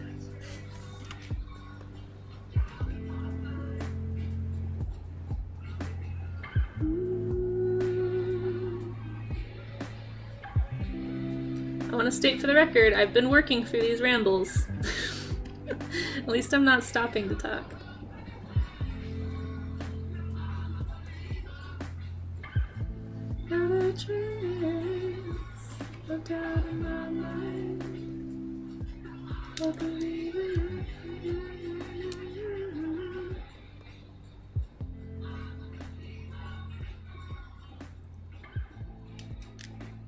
Oh my goodness, little goat.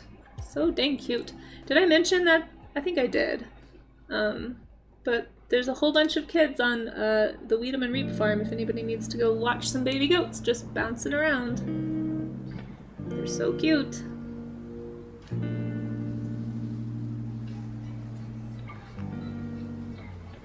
Okay, I don't want to draw all the markings, but I do think that they are very sweet.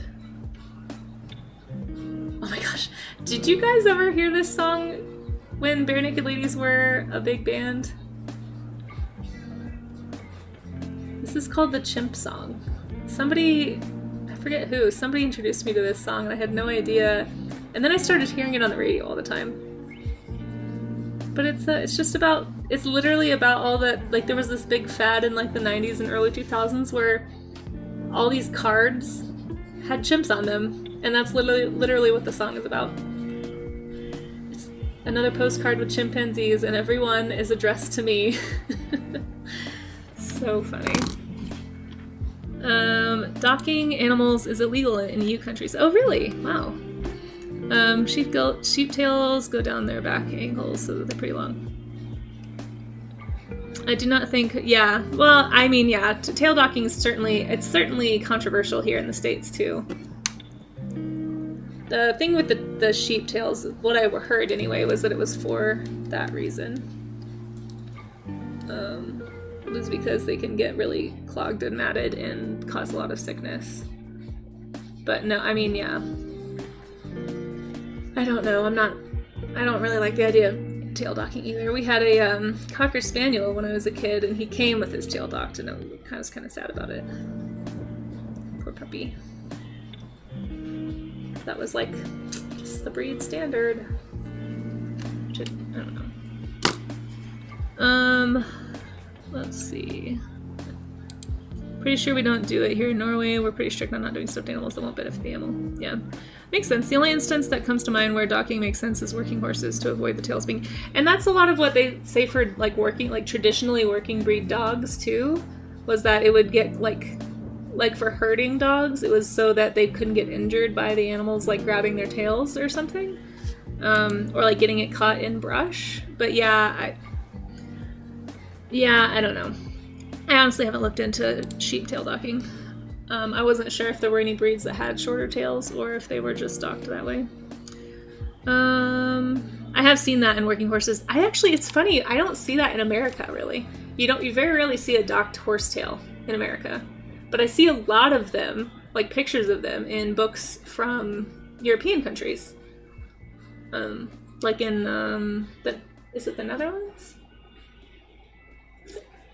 That Rien Portfleet book I have on horses, like almost every draft horse he draws has a docked tail. It's really interesting. But I guess because they're actually like working cart horses, we don't really have a lot of those here. We're outside the EU, but we have our own strict laws to a point where neutering male dogs is sort of not allowed unless you have a medical reason. Wow. I think most vets will still do it if you just said the dog would be calmer and happier. Yeah, I mean, I think that's actually a lot of the support for neutering is, one, it's population control for strays, because people overbreed and aren't responsible breeders, and then you end up with all these animals that don't have homes. But also, if you're not planning on breeding the dog, it's like the animal will constantly be frustrated because it's never going to have that need met, and it causes behavior problems. Interesting, though.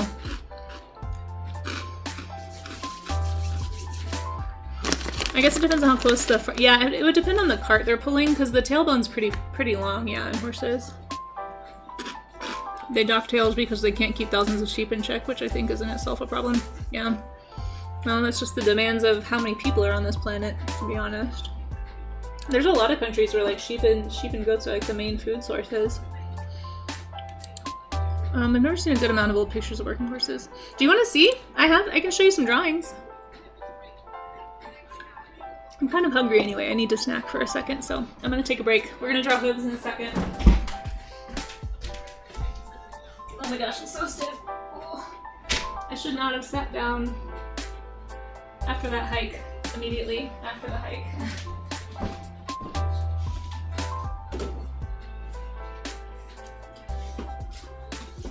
Let's do storybook time, aka art book time, guys.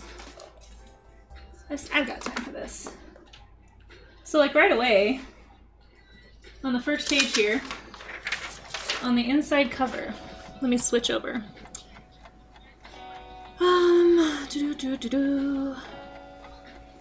Good example of force the animal to fit the carriage. Yeah, that's totally fair. To hit the design of the carriage and the other way around. I don't think you need to hit the button of maze. You sure can if you want to, but I'm taking a food break anyway, so that is your call. I am aware. How do I get this to my camera? We'll just go this way. Okay. So right away on the first page, you can see, now these are drawings of course, but like here's one that has the docked tail. You can see a little nubbin on the end. There's another one over here. You can see kind of how that works. He has a lot of cart horses in here. Here's another great, just immediately open to one. But yeah, almost every single draft horse image that this book has is like that. For me, I think like tail docking on horses, like they actually use their tails like to swat flies away. And that's probably why the hairs are so long. And I guess it depends on what part of the world you're in, but like in the south here in America, it's, oh my gosh, bugs are out of control. It's so humid. Yeah, so there's quite a few. I'm trying to find another like one that's pretty realistic. I would show that one, but yeah, can't do that. I learned from last time when I opened directly to like literally the only nudie drawing in one of these books and immediately showed it on stream, but we're gonna pre-screen them. But yeah, you can see the little tails there. Here's a few. Yeah, so I actually wasn't as familiar with tail docking on horses until I saw a lot of Rien Portfleet's drawings of horses with tails docked. I had no idea it was such a big practice because I just have never seen them. It's like the opposite of the sheep thing here for me, where I see the sheep's with short tails all the time, to the point that I thought that was just how they were. It's true. All animals who have tails do have it for a reason, for sure. But it does make you wonder, like goats have short tails naturally. I think a lot of it's communication. But like if goats and sheep are so similar, why does the sheep have such a long tail? It must be for the fat storage. So I wonder if all sheep just have the fat. Because clearly they're not using it for swatting. Like fly swatting. It's interesting stuff. Okay, let's look at a hoof. It's a fly swatter and moving that is not good. Same for cowtails, yep. And it's funny because you never see cows with docktails, I don't think. And they pull plenty of carts. What book is it? Oh, it's Reenport Fleet's Horses. I saw my first copy of this when I actually went to the Reenport Fleet Museum in the Netherlands on 10 Mile Island. It was so cool. I love this artist. He was one of my first exposures to like naturalist illustration as a kid. My parents got me, he had a book called Noah's Ark that it's like tons of animals of all kinds and all kinds of, I think I showed it on stream not too long ago, but that was like my first exposure to that kind of like, oh, this is like a job you can have. Oh, wow. Holy Mother of your health. I don't know, is that clickable for you guys? Oh, thank you, Amaze. Amaze, you're a champ. Appreciate that. Oh wait, it didn't turn into... Oh, I thought you had made it a link. Yeah, I can't click it for some reason. There must be a comma in there somewhere. I feel like sometimes commas are being snuck into these long links to prevent hot linking. Let's see. The concept just seems so normal to me as American. Which concept? Something about tail docking? Yeah, I've never done a ton of research either, for sure. We don't have stray dogs in Norway, but we do have a lot of accidental litters, often mixed breeds with the male. Yeah. I would imagine strays are more rare in like a colder climate like that, but down here, in more temperate climates, oh my gosh. Like the feral cat problem is out of control, I feel like, in America. So many people let their animals outside and sometimes they just don't come back, and then you just have tons of feral cats. And they're not neutered and they're not spayed, so they're just like populating the place. It's a big problem. So I'm very pro spaying personally, unless it's an animal used for breeding. Yeah. Okay, you find that law weird. I do find that a little weird too, actually. Yeah, I feel like most countries that I've heard of are like, they're kind of like pro controlling that kind of thing. Because there's just too many people who are irresponsible breeders. I wonder if it's because, like, how many people are in Norway? Is it like Finland where there's... Because I know Finland, what is it? There's, like, more lakes than there are people. Which, to be fair, there's a lot of lakes. Maybe not more. It's like there's... For every 4 people, there's 1 lake in Finland. I mean, and I know they're not the same country, but they're close. Like, regionally similar, I would think. Compared to, like, here in Norway. But yeah, I don't know. I wonder, because there's just so many people here and almost everybody has pets. I don't know. It's something I'm definitely for. Big opinion on how humans force. Oh yeah, no, for sure. So there's some breeding practices that I just, like, no offense to anybody who has like a brachially stunted dog like a boxer or a pug or a bulldog. I'm glad you love your animal. I feel very conflicted that those animals even exist because they literally cannot survive without humans at this point. And it's really sad. Yep, I'm ranting, Amaze. You are correct. Watch out, guys. We're on a ramble. But yeah, it's pretty sad. Like, apparently they can't give birth without human assistance half the time. Especially, like, pugs and, like, they're super brachial dogs. Like, they have to have C-sections. Otherwise, like, the heads are too big for the mothers to birth naturally. Goat hoof. I'm looking up pictures of a goat hoof, guys. Hold on. I want to do a little study. Oh, here's one that's like 2 different lengths of nail. It's like in the... Why isn't this copying over? There we go. Oh, that's a drawing. Shoot. I was hoping it would be... I mean, it's a nice drawing, but...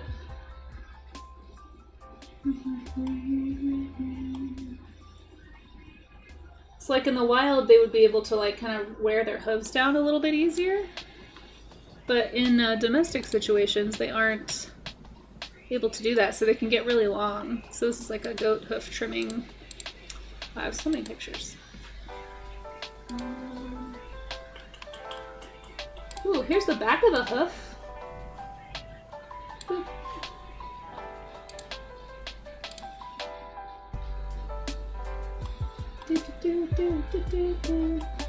They have little pokey bits.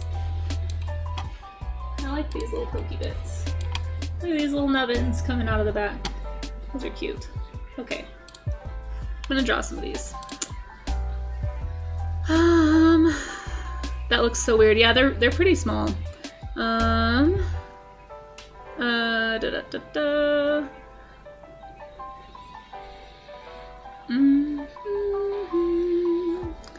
Look at what URLs look like before being posted. Oh, that's okay. No worries, Charlie. I've done the same thing. You're fine. You're fine. Totally fine. Spay and neuter. Spay and neuter. Yeah, for sure. It's about 5.8 million people. Wow. Don't have as many lakes. Yeah. I've been to Finland. There's always a lake nearby. Yeah, it's kind of crazy. Yeah, Oh, I feel so bad for brachial pups. Where's that other hoof picture? Ooh! Aw, thank you, Baltier! By any chance, Baltier, is that name a reference to Final Fantasy XII? Or is that just a coincidence? I happen to be playing through that with a friend of mine soon, so I was looking at it. Thank you so much for the follow. Normally we are doing some drawing on here. I'm kind of looking at reference pictures and rambling a little bit, so that does happen. So prepare yourself. We do have an alert to prepare the masses when that happens. The maze is on it, usually. Although anyone can trigger it if they'd like to see a chicken running across the stream. I also just like that gif. It's really good. I'm working on a squirrel one too, because I do get distracted. And I think I probably need a squirrel alert for when I'm getting too off topic, but that's okay.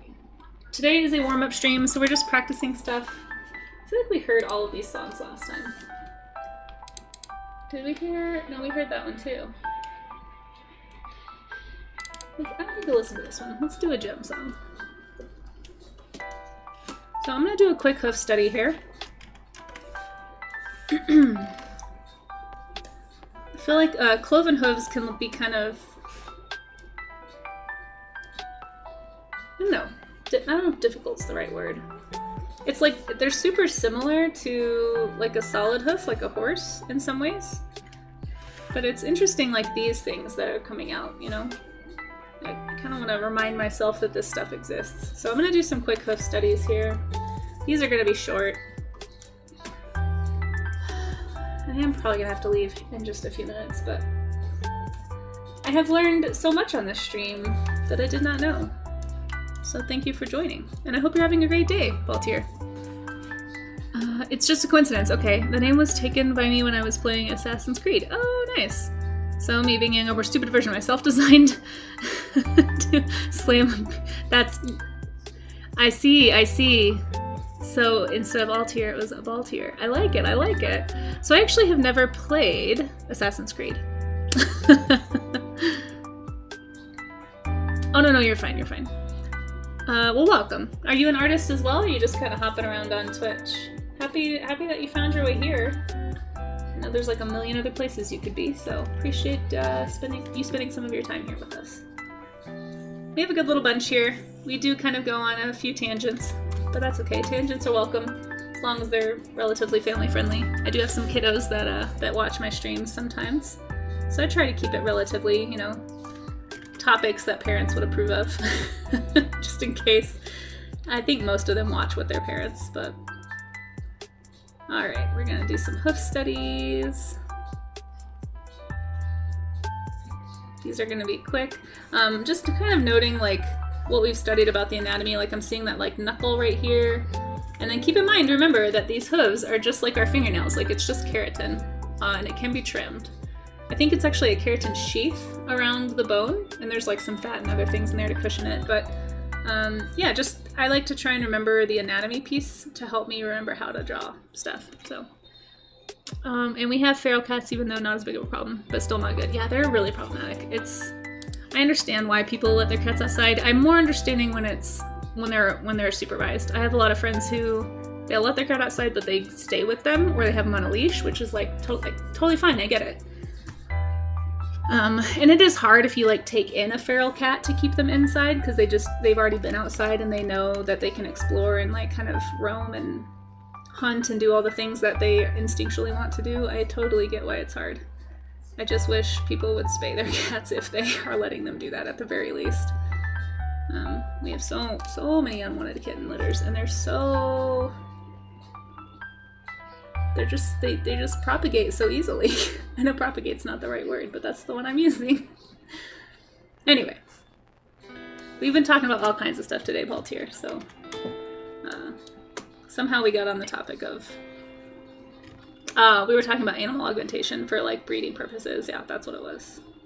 And I wonder what this is. Does anyone know? Is this like a pad or is it like a mini? Because it almost looks like keratin right here. Like it almost looks like an extra toe. I mean, I think that's probably what it is or what it used to be.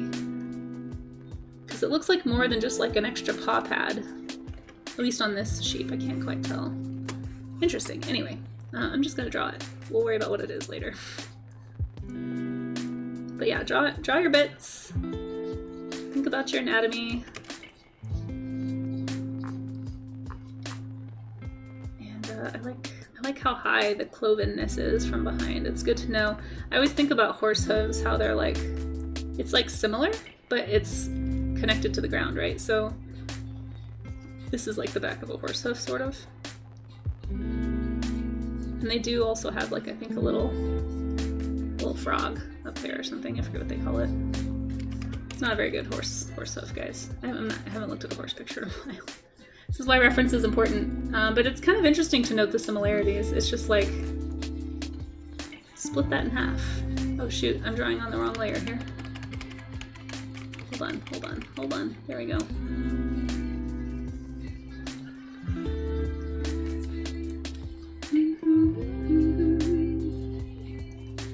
But how's your day going, Waltier? I hope it's going well. So you said you're working on a commission? That's cool. What commission, if I can ask? If you have any art you'd like to share, I do like seeing what people are working on, as long as it's family friendly. But we also have a Discord if you wanted to share it there. No pressure though, I know lots of folks have Discords, so. And I totally get that they can be overwhelming, so no pressure. But if you'd like to, we do have a lot of artists in there. A lot of the folks who are in chat are in there. Some writers, all kinds of folks. Gamers, sciencey nerds, we got it all. Makes me happy. And you can click the, oh, never mind, Amaze, got it. The chestnut, yes, that's what it's called. Thank you, Sloppy. Yes, gosh, I need to refresh on my anatomy. I'm pretty bad at it these days. I remember when I went to a summer camp, it was like a horse summer camp. It's like the one time a year I got to like hang out with horses and do horse things and pretend I was a horse girl. And there was a couple of times they would have us do like these worksheets where it was like go over the anatomy of the horse to learn about it, which was kind of helpful actually. I still remember a lot of that stuff, but I've forgotten obviously a lot. Like I remember this is called the pastern, I think? Or no, it's the cannon.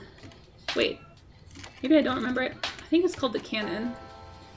And this is called the frog on a horse, like this soft underside of a horse's hoof. There's like I just remember it was a funny word, like this thing. There's like a pad right there. It's called the frog, and it's very sensitive.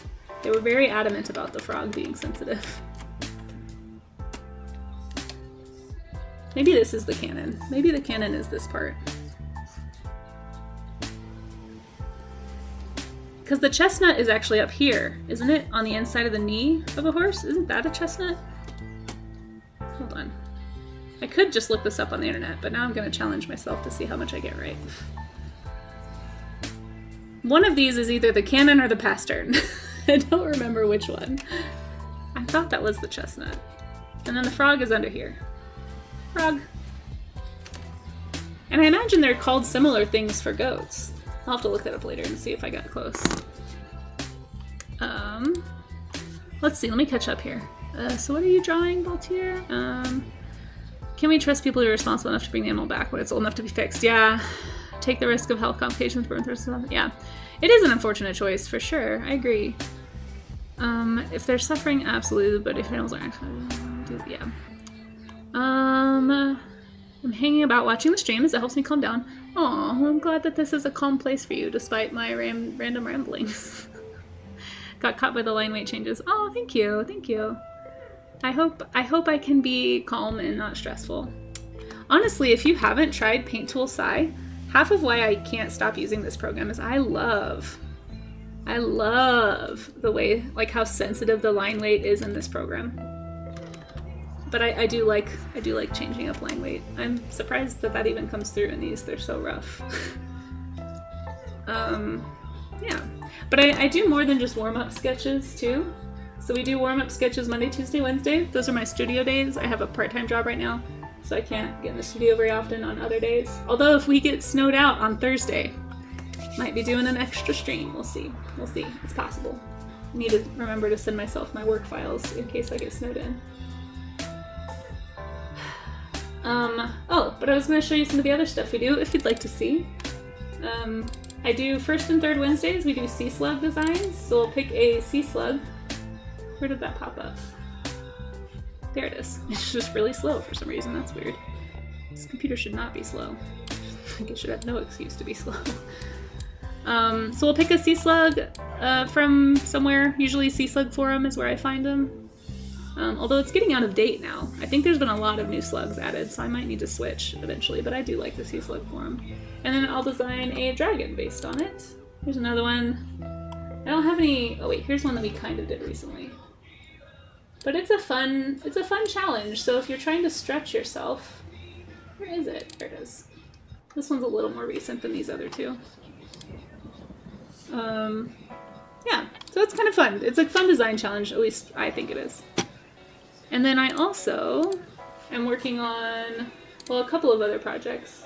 I'm doing some stickers that are about goats, which is why we're practicing goats and sheep this week mostly. But I also do illustration. I'm trying to be, all right, it's getting warm in here. Oh, you can see my stickers right there. I'm trying to be a children's book illustrator. It's like the long-term goal. So this is an illustration I'm almost done with. I need to add a few more details and clean up the background.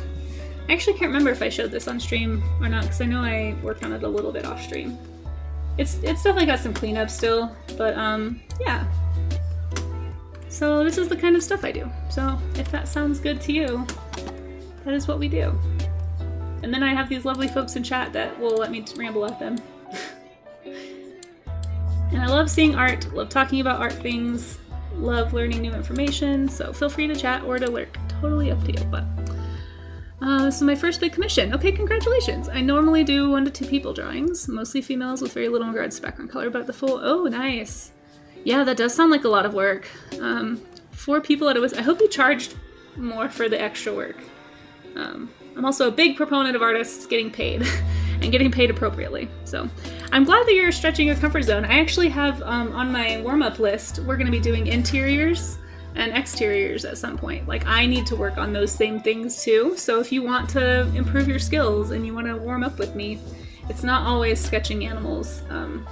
We did cars and vehicles a few weeks ago. That was helpful and terrifying, but helpful. So yeah, hang around. If you want to sketch, feel free. Yeah, that's right, Charlie's Dragon. You can totally do it. You've got this. You've got this. I'd love to see if you want to share, but no pressure. No pressure. If you do have any, like I said, like work safe, kid friendly, not necessarily kid friendly, but like PG-13 or less, family friendly type art that you'd like to share, I'd love to see it. I'm stressing a little as it's a commission for a returning client for your wife's business. Oh, that can be stressful, but it was out of scope for her as she does book cover designs. Oh, nice. I did children's illustration in uni. Oh my gosh, no way. That's awesome. I did not. I went to school to be a teacher, and I was an art teacher for like 5 years.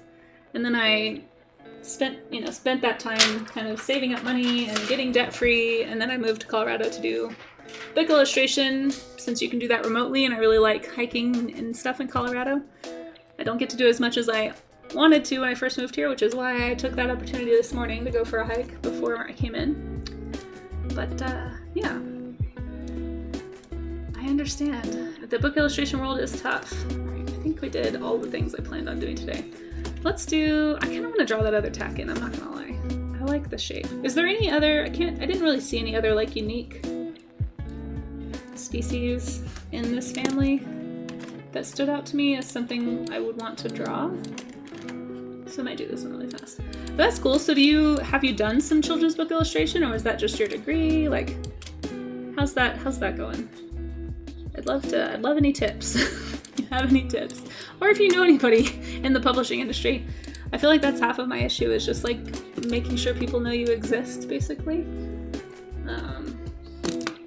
Anyway, let me make sure I'm not too behind on chat. Sometimes I forget that when I scroll in chat, it stops auto-scrolling, and then I just miss chat, so. First commission was an animal I'd never drawn before. Your very first one? Can I ask which animal? Pastern is close to the hoof. Cannon bone is located in what assertion? Okay, so it's... Okay, so the cannon is the long part, this part. And then the pastern is like the part between the ankle, knuckle, and the hoof. Got it. Got it. Thank you for looking that up.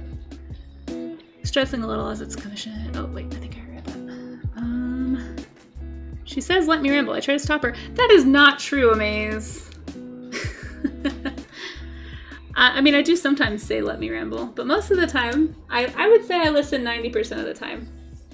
I don't want my streams to be all rambles, but a lot of the feedback I get, Amaze, is that people don't mind the rambles, so I'm not as concerned about the rambling as I am concerned about warning people that the rambling is occurring, in case they don't like the rambling. Although there are some exceptions, like I don't want to talk about certain topics, so if things start to go down a certain path, I definitely will not. I will stop the ramble.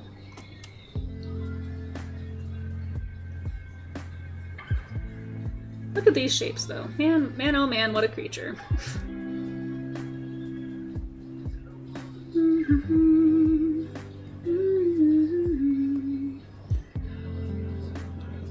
I need to start a counter. We can start a counter for that, too. If you'd like, but I want to start one for jump scares. Oh my gosh, that was like the best timing. Oh my, who is this? Skeets. You just timed your. That is a perfect example of the jump scare that I'm talking about. That I need a counter for. That was hilarious. Well done. Well done. I'm gonna give you some cheese. You get some cheese for that jump scare because that was perfectly timed. I don't even know if there was an ad going on for some of you when that happened. I apologize. I did not plan that. Well done, Skeets. That was I need to make a counter for my jump scares because they do seem to be happening. Also, Skeets, I hope you're having a good day. Thanks for joining, and thanks for pushing me closer on my little follower goal. I appreciate that. I'm now one person away from my 500 follower goal. You are amazing. No. Thank you, Skeets. Thank you so much for joining. I don't know if you do art. I was just talking to Baltier about some art stuff he's working on. So if you are an artist, feel free to talk about what you're working on or share if you feel so comfortable, but don't feel pressured. I'm happy to have you. We're just doing some warm-up sketches. I'm kind of wrapping up here. I'm going to draw this tack-in just because, I mean, look at this guy. How can you not want to draw that? Look, there's the shapes. The shapes. They're so good. And I'm realizing I put his head too high, but I'll fix that. Catch up on chat though. You did not miss out. My degree taught me next to nothing. Oh, I'm so sorry. But you met your wife there, so that's a perk, right? Lucky guy. Can I ask what school you went to? I've heard mixed things about children's book degrees, like illustration degrees, depending on the college you went to. But yeah, Skeets, we do warm-up streams Monday, Tuesday, Wednesday. I sometimes do like creature design streams where we do dragons and stuff. I do sculpting streams once a month, so if you're into sculpting, those are usually the last stream of the month. We were working on a Parasaurolophus last month. I might change it up. I'm also kind of thinking I might make the last stream like a traditional art and general stream. Like maybe I'll try painting or something. Like I have a ton of paint I need to use up. And I also want to get better at that stuff so I can decide if I want to spend the money on, I don't know, more of those supplies or if I just want to clear that space on my shelf for other things. But either way, welcome. Happy to have you.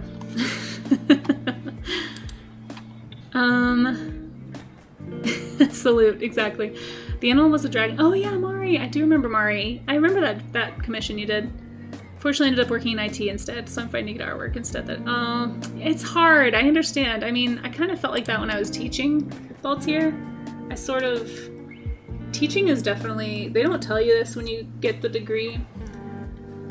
At least they don't tell you it in these terms, but what I learned very quickly with teaching is that it's not a job so much as it is a lifestyle, and it really does become all that you do. Like, you just don't have time or energy for anything else.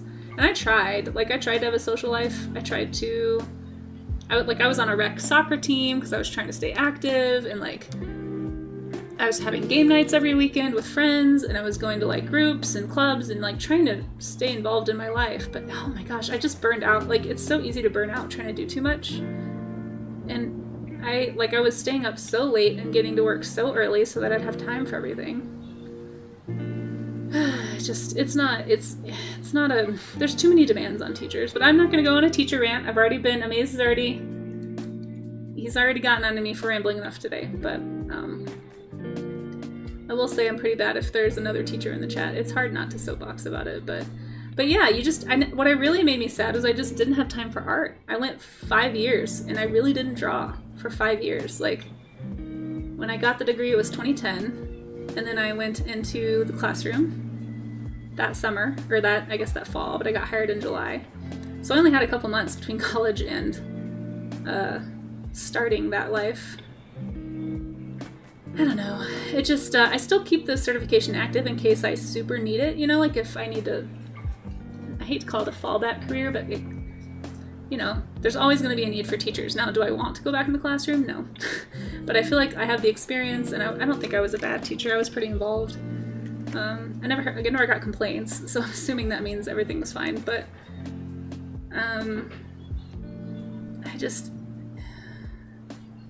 yeah, so I hadn't drawn in a while. Do you know, I think I may have shared this story on stream before, but that frustration with not having time to draw was actually what made me start Drift, my webcomic that I've sort of had to I haven't worked on in like a year, but I want to this year get it going again. But yeah, I was trying to find something I could do that I could spend an hour on and like feel comfortable with. So that's actually why this style of Drift is so rushed and like crazy looking. I guess if anyone, I'll just pull it up and show you guys. For anyone who hasn't seen Drift, I don't think I have a tag for it. If you type !Drift, I don't think anything shows up. But like, here is a page from Drift. I'll just show really quick if it will load. Maybe not that picture. Let's do this one. I mean, okay, don't judge me. It's kind of silly. It's about animals in Africa. This is a super old one that I made back in like 2015 when I first was leaving teaching. But yeah, I got frustrated with my lack of time for art making, so I just found a rough brush in Photoshop and tried to find a style I could work on to like, that wouldn't take a ton of time. Like, these pages took like maybe 2 or 3 hours to put together. Honestly, like the text part of it takes me almost as long as the drawing part.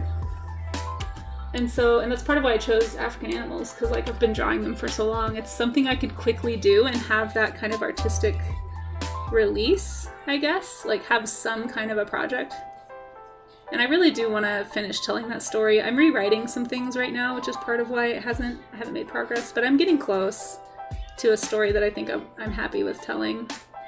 When I first started it, it was kind of all over the place, and it was like way too epic. It would have taken like many books to like finish it. So I'm trying to get it down to like a story I can tell in just like a short amount of time, but yeah. One day I'll pick it up again. And I might even work on it on stream. But yeah, I feel you on the having to have another job and just keeping art on the side. Technically, that's what I'm doing right now. I've got a day job, and this is just my hobby on the side, kind of. Although I am taking more client work this year than I have in the past years. So I may be opening up commissions later this year. I know I said that last year, but then like I had a bunch of health issues and couldn't take anything else on. We'll see. Anyway, nice to meet you guys. Sorry, just talked about myself for way too long. Yeah, I know. Thank you so much. I appreciate that. Waves and greeting. Oh, hey, Septic. I'm sorry if I missed you. If you're lurking, that's fine. Appreciate you popping in. Right, who's here in chat that ain't followed yet? No, don't strong arm anybody into following Amaze. It's okay. It's okay. Oh, that's so nice. I do art, but I'll be looking at it. Hey, no worries. Thank you for the lurk. And I would love to see your art sometime if you wanted to share. That stuff is hard to do with even less scrolling job. Yeah. Oh my gosh. I think I'd die. I doodle at work constantly. Yeah, I do. I'm a doodler too. I have so many old sketchbooks at home. Maybe I'll show you guys some in the Discord sometime if you'd be interested. I'm actually going back to my childhood home in April to see the eclipse at my parents' house. It's coming like right over my parents' house in DFW. So I might be down there gathering things. We'll see. But if you guys want to see some old art, I might find some stuff. I really don't know what to do. What do you guys do with all your old sketchbooks? Like, I have boxes in my closet, and they're nostalgic, but they're also taking up space. It's kind of like what do I do with all my traditional paintings? They just kind of take up space. I'm thinking about selling some of it on Ko-fi, trying a Ko-fi sale. We'll see. All right, Mr. Tacken, there you are. There you are, drawn on the wrong layer. Whoops. Shoot. Don't look amazed. Wait, don't be mad. Don't be mad. Look, it's not even on the same layer as this one. What are you talking about? It's totally on the same layer with all these other... Oops, hold on, wait. Now it's totally on the same layer as all these other sketches. What is this blank one? I still don't know what that is. Haha. I'm not worried about those. I'm not going to color them. The only reason I was even worried because I wanted to color at least one thing today before I leave. Let's see. Like, just having a 40-hour-a-week job already makes socializing stupidly. It really does. Yeah, when I was... teaching is so much more than that, though. It's like you are in the office all day and way after hours and way before hours, and you're working at home to, like, prepare lessons and, like, stay on top of parent conferences. Like, I don't know if it's, like, worse because I was the art teacher, but like parent conference week was always my least favorite week of the year because I had to be at every single one of them because I had all these students. And it felt like if I guess it didn't have to be, but it felt like it would be irresponsible of me not to, because if it was a kid that was having trouble in my class, like I want the parents to know. So that, and especially helped like the teachers to be like, hey, it's not just me that's having this issue, like the art teacher's having this issue, the PE teacher's having this issue. So that parents would have to confront that their kid is like, it's not just one person who your kid is like, is being mean to your kid. Because that's always what the kids would say, and the parents would just believe them. Anyway, yeah, all right, there's that. I'm getting dangerously close to that teacher rant, so I'm gonna stop myself. But anyway, it's hard. I was, getting there at like 5 in the morning and leaving at 7 and trying to have a social life after work and not going to bed till 10. Anyway, I got tired of that. So that's why I'm doing this now. All that to say, if you're new around here, that's my life story. So there you go. I suffer hard from depression. Oh, I'm so sorry. And ADHD, so yeah. Next to no spoons. Wait, did I miss something? I don't understand spoons. Spoons? Yeah. Let's see. I'm glad you like the rough look. Oh, thank you. I don't know if I've ever shown my Drift comic on stream before, but I do have a webcomic. Do I have a... Hold on. Does this do anything? I used to have a Drift command. I don't know if I still do. Oh, I do! Look at that. So if you want to go check it out, that's it on Tapas. There's also a Webtoons. I need to add the Webtoons link to that command, probably. If you'd like to go see. I haven't updated it in a while, but eventually I will. It'll be there someday. The modern artist big three. Yeah, for sure. Honestly, the modern human big three at this point. Like the modern anyone on the internet, because the internet stresses people out and helps them at the same time. It's it's like the best worst thing that ever happened to humanity, you know? Because there's like so many studies that show the minute you get offline and just kind of reconnect with life, that things often get so much better. With the exception of people who live in like extreme isolation. That tends to make depression worse. And so it's like so good for people like that. Or if you have a schedule, like a night shift schedule or something. But like for most people, all social media does is increase anxiety and stress. But we so rely on it, you know? It's crazy. I'm really bad with sketchbooks. I tend to rip out what I want to keep and store them all together, then dump the rest. Oh, really? Interesting. Yeah, I'd love to know what everyone else does with their sketchbooks. I have a friend that sold the old sketchbooks. Scanning them, yeah, Sloppy. That's what I'm thinking of doing. I've actually got a scanner on my to-buy eventually when I have more money list. And like a pretty good size one so that I can scan some bigger drawings that I've got from like a long time ago.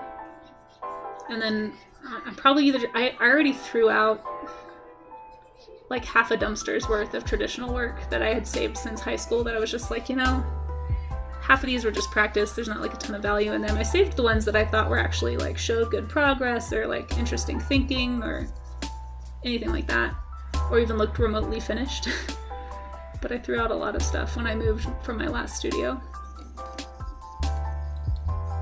I'll probably have to throw away a bunch more at some point, but at least now it's like a manageable size. I have way too many canvases. Those are the ones I really need to sell, are the canvases. But yeah, I'd love ideas. I'm thinking of scanning and just selling most of them. Keep some of the old sketches. You can see progress, yep. And then maybe the ones that mean the most. It's hard because like, maybe I'll do what you said, Baltier. Maybe I'll tear out some pages and then see if anyone wants to buy this. You know, $5 here, have a sketchbook from high school. Like, it's just silly stuff.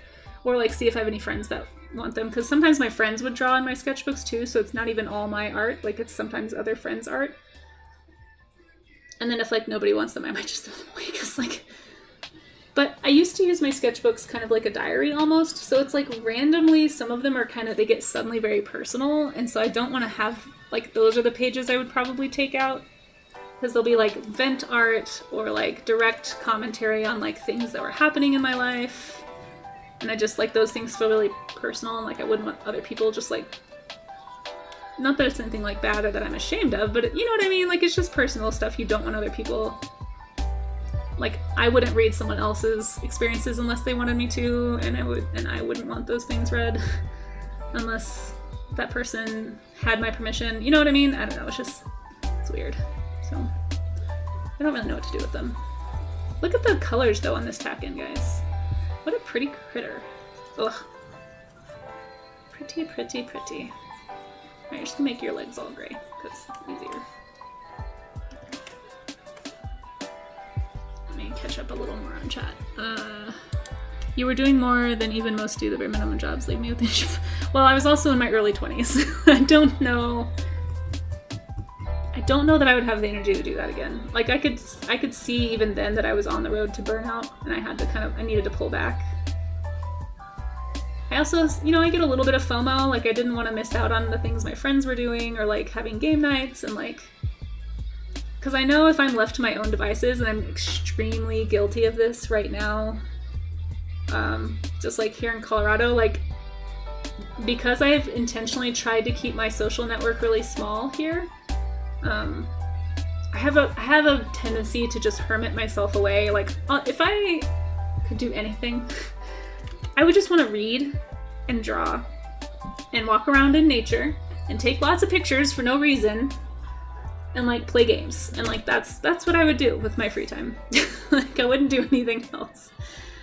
I'm like naturally kind of more of an introvert in that way, and I have to like not force myself, because I also think people are important, and I really get a lot of joy out of making sure people feel like wanted and loved and heard, and like I enjoy creating social spaces for those things to happen so people can find community.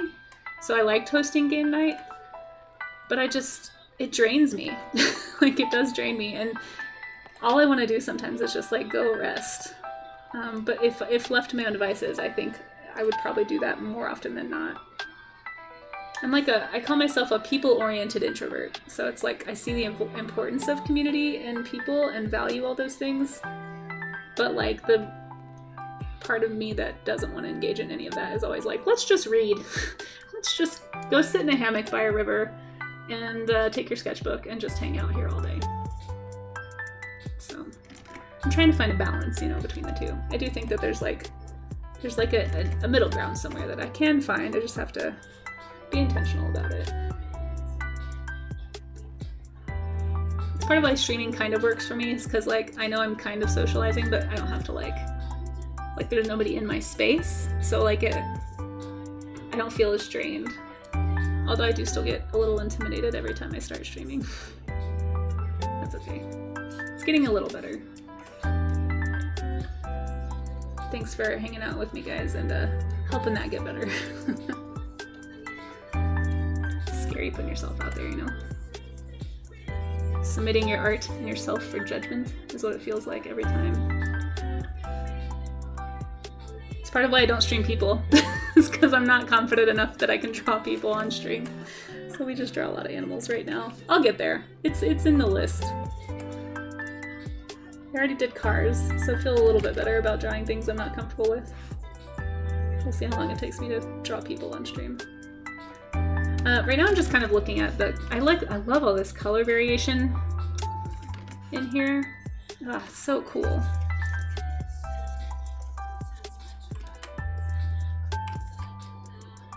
I keep telling myself I'm gonna paint more in another program, but I like the ink tool so much in this program. But I can't.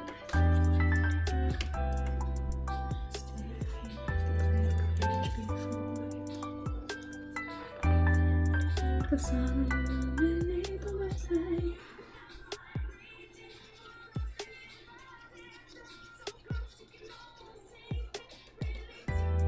There's so much variety. It's great. I love these colors. What a pretty animal. What a unique looking and pretty animal.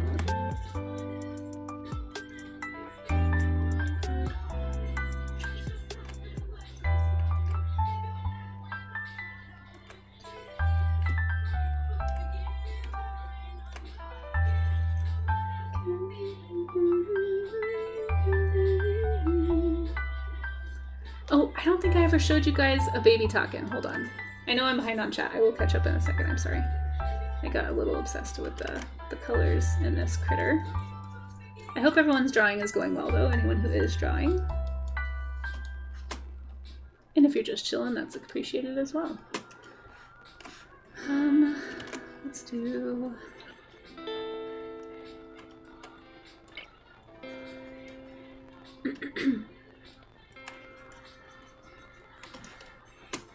He loves you guys. Look at that. I wanted to show you a baby talking before we head out. Because they're so cute. You have to see these things, guys. Oh, like, could you think of a cute... Well, I mean, I know there are slightly cuter animals maybe, but this is pretty darn cute. You have to admit, like... It's so cute. It's like the most adorable. I don't know what it is about these things, but they're so cute. Look at this little fluff. It's like a little bear goat. Oh my gosh. What a sweetie.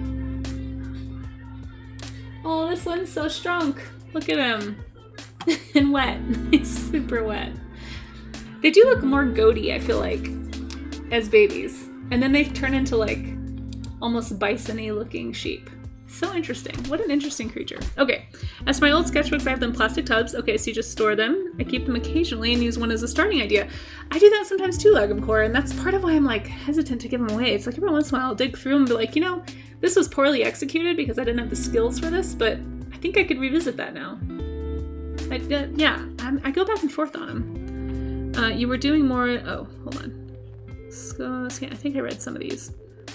Let me scroll down. Spoons is a reference to energy in a day. Oh! I've never heard that before. I know, I can't believe that command is still in there either. The origin of the spoon theory. I will read this later. Is it kind of like the idea that you need to be poured into and not just constantly pouring out? Because I've heard that before. I will check that out. Thank you, thank you. Spoon theory. I've literally... This is the first time... Does everyone know about this? I've literally never heard this before. Oh, hey, Kev! Kevin, how's it going? Hello, good morning, noon time is relevant. So am I getting written up for being late to work? Don't get written up. Don't get written up. You could just make it easier on yourself and just say happy time zone. That's what a lot of people do. And I think it's very funny. I've started doing it too. It was... Some person explain me correctly. Also, find square spoons represent energy. Oh, interesting. Wow. Thank you to both. Yeah. I don't have the spoons for explaining it. I've never heard this. Maybe it's because I didn't really hang out on Tumblr very much when it was super big. Do you guys remember this song, by the way? I'm gonna turn this up just in case you need it a little bit louder. Maybe not that loud. Let me know if that's too loud for you guys. Attack in, yes, 10 out of 10 wood pet. Oh, 10 out of 10 critter. Totally agreed, Kev. How are you doing, by the way? Thanks for popping back in. It's good to see you. I'm still thinking about the size of dragons. It's all your fault. The 20s is a wild time, yeah. You know, my friend group on Discord actually definitely mail sketchbook. Oh, I love that. Draw a couple of spreads and then mail it onwards. I love that in theory, but I think I would be so intimidated to draw something bad in there that would then everyone would look at. I always struggle to share my sketchbooks, but I love the concept of that, and I love the idea of being confident enough in yourself to do that. It's like a goal for me, is to be able to be like, you know, it's okay if it's not great. I love that. That's such a cool concept. Who ends up with the book though? The sketchbook traveled the world and didn't get lost. I love that. It's almost like an artist flat Stanley. Do you know? Have you guys heard of flat Stanleys, or is that just a US thing? It's like this idea that you mail like a little drawing of a person on a piece of paper. His name is Stanley, and you just like take him with you everywhere and take pictures of him traveling. It was like a project that a lot of kids did. And then you after you travel somewhere with Stanley, you would hand him to another kid in the class, and then that kid would take care of Stanley and take them to grandma's house or wherever they traveled to. It was kind of a funny project. And then at the end of the year, you would talk about all the places Stanley traveled. We'll be lucky if Social Security still exists. You know, they've been saying that for a long time, and it's still existing now. But yeah, I keep hearing that.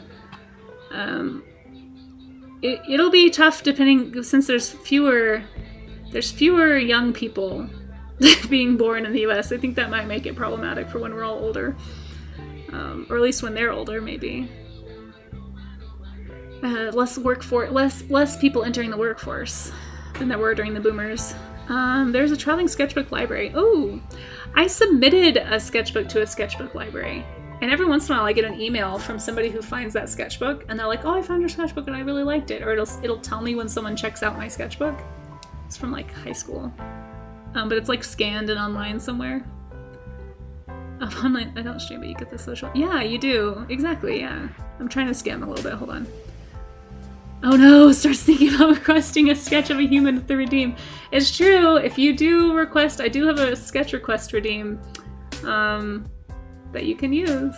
I just can't guarantee it'll be very good, Raga. That's the thing. You gotta just lower your expectations a little bit if you request a human. But I appreciate that you want me to get better. Learned how to play Mahjong on my first learning. Oh, that's awesome. My uncle taught me, and that's how I lost my New Year's money. That was not how I was expecting that story to go, Kev. A warm-up sketch day. Yeah, we will. We will, for sure. It'll be a human. Humans are coming. Humans are coming. Our home PC had a... I've never played Mahjong. Big Tough Baby. I know, aren't they cute? Oh my gosh, Tanner, hello. I'm so sorry that I didn't see your chat till just now. This is a takin. We've been talking about them. They're in the same family as sheep and goats. It's the Caprinae family. I think that's how you say it. Here's another species of takin. And then we were looking at some baby takin. So if you were wondering about those cute little faces, this little guy right here is so cute. I might need to draw one of these. Hold on. Where's the other one? Oh, he's so cute. Oh my gosh. I might have to draw this one. This one's face. We'll see. But anyway, those are yeah, part of the family that we're drawing. I'm doing warm-up sketches. I'm getting toward the end of it probably, but I am catching up on chat also. Hey, go enjoy your bedtime story with your daughter. That's awesome, Baltier. Thanks, sir. It was nice to meet you. Thanks for popping in. Bold of you to assume that every time zone is a happy time zone. That's true. That's true. Battery rather than spoons. Yeah. That's true. It's like an energy level thing. Yeah, I've heard of the water pouring in and out before analogy, but I've never heard of it as spoons. Flat Stanley. Yeah, it must be an American thing. That one who got the idea and brought the book got it back in the mail and now has it. That's amazing. I love that. That's so cool that you guys did that. It almost looks like a mystical creature. It totally does. It totally does. Sketchbook libraries. I've never seen one in person. It was just like a sketchbook project that came through my town when I was a kid, so I decided to, well, I say kid, when I was in high school. So I decided to do it. If anybody wants to do carpal tunnel stretches, remember this is the good one, or if you're new here, this is the one I usually do, or at least start with. Oh my gosh! I'm so sorry! Thank you, Lordy, for the whew, that was terrifying. Thank you so much, Raiders.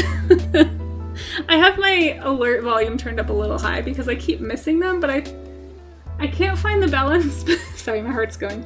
I can't find the balance between my music and my alert sounds. It's a good jump scare. Right in the middle of a stretch, too. Whew, I was just doing my carpal tunnel stretches. Hi, Raiders. Thank you, Lordy, for that raid. How was your stream? What were you sewing today? I don't think I have a thing that tells me what you were doing, so you'll just have to tell me about it.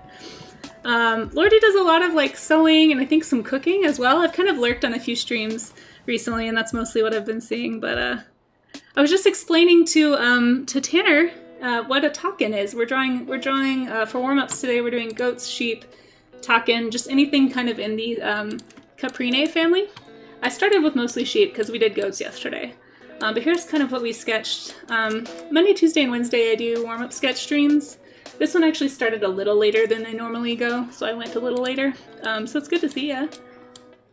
But yeah, so it's usually animals. Sometimes it's not, though. We did vehicles not too long ago, and I talk about kind of the process of drawing from reference and why it's important and how to kind of give you some ideas of where to start if you're new at it. But I also encourage anybody who does draw, or maybe hasn't drawn in a while, or wants to improve their art, but like the idea of sketching from reference is kind of exhausting sounding. This is your accountability opportunity, because that's kind of what I'm using it for. So that's what I do Monday, Tuesday, and Wednesday. But I also do other types of streams. I already showed this once a little bit on stream, but I'll show it again. Maybe I'll find a different one. I do Sea Slug Dragon design streams on the 1st and 3rd Wednesday. I already showed this one earlier, but it's the first one I could find. And we like look at a sea slug and design a creature based on it. And here's another one that's a little older that I still kind of like. I also sometimes do sculpture streams. We did a Parasaurolophus on the last one. But yeah, traditional art and sculpting is usually the last stream of the month. And I also, I think this one's still up. I also do illustration work like this, mostly digital. So I'm mostly a digital illustrator, but if you are into this kind of thing, that is what you can find here. So there you go. If anyone is an artist, I always love seeing what people are working on. So if you have something that you want to share, be aware that this is a family-friendly stream. So, you know, if it's a little over PG-13, maybe don't share that. I do have a Discord. You can go check that out. I'm a little less concerned with it on Discord. I mean, it still is a PG-13 Discord, but here on Twitch, I know I have like family and friends with kids that watch and draw along with me. So thank you for respecting that. I appreciate you guys. But yeah, how are you guys doing? Welcome. Hey, Claire. Did you like my jump scare? Oh my gosh. How is everyone? Zupador. I love that name. Thank you. Good jump scare for sure. Dina, hello, welcome. I love your little emotes. These little frogs are so hilarious. Let me see if I can scroll down a bit. Thank you for that shout out, Amaze. Appreciate you. How's everyone doing? Lordy's an excellent chef. Is that what you were doing? Oh, I was sewing. I was making. Oh, you're still working on those undies. That's funny. I'm patching some other handmaids. I need to lurk on there and learn how to do some hand stitching. I have I'm kind of cheap, and so instead of buying new clothes when they get holes in them, I try to just patch the holes. I have some shorts. They're literally mostly stitched at this point. But yeah, I need to learn how to do that. My mom has showed me a few things, and I need to practice it more though. I know I should probably ask her for a refresher too, because I don't really know any stitches. I just kind of like crisscross lines a bunch of times to make it like secure, and then I'll put a patch, like if it's really thin material. That's pretty much all I know how to do, but I feel like that's just like pragmatic and logical. So yes, ungulates, exactly, Zupador. Yeah, we did actually some other ungulates not too long ago on stream as well. Here's the goats from yesterday if you guys want to see. I don't know if I have easy access to some of the other ones that I've done. But sometimes I do thematic ones. Oh, here's some canines. We did some African wild dogs the other day. What else do we have in here? Foxes. Wait, where's the foxes? Here they are. We did the derpy Tibetan fox, guys. So if you've never seen a Tibetan fox, that is not Photoshop.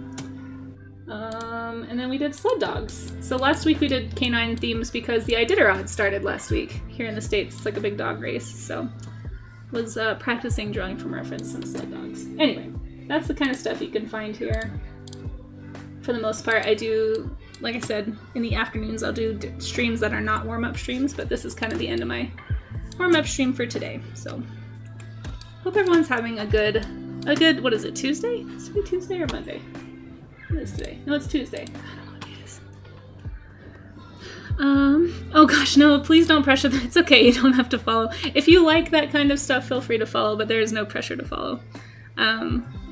Yeah, I hope the sewing went well, Lordy, by the way. Patching clothes to expand their life. Yeah, no, I don't, less trash, like, honestly, I feel like some of my jeans from high school are so much sturdier than the new ones anyway. I'd rather keep those alive than, like, keep buying new ones. So, and if they get too holy, I just turn them into shorts or capris. Cetaceans! We did cetaceans, yes! Did I show you, Claire Burr? Did you see the cetacean stream? Sea slugs are regular dragon size. Thank you, Kev, yeah. Let me show you the, oh no, you're talking about the whale. That's right. We did warm-ups for cetaceans, and that's what inspired the whale image. They are odd-looking. How are you doing, by the way, Claire? It's good to see you. Okay, I think I'm caught up on chat. Perfect. All right, back at the bottom. So, well, I guess in honor of our raiders, if you'd like to see a quick sketch of something, I was gonna do a baby tack-in. I was thinking about it, so maybe we'll draw one of these babies. I'm kind of torn. Maybe I'll draw this one. I do like this pose. I just think this face is so sweet. If you've never seen a baby tack-in, look at this. Just behold.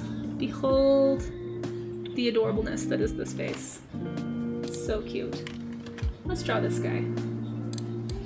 Well, I'll do a little quick run through of what is pretty standard here.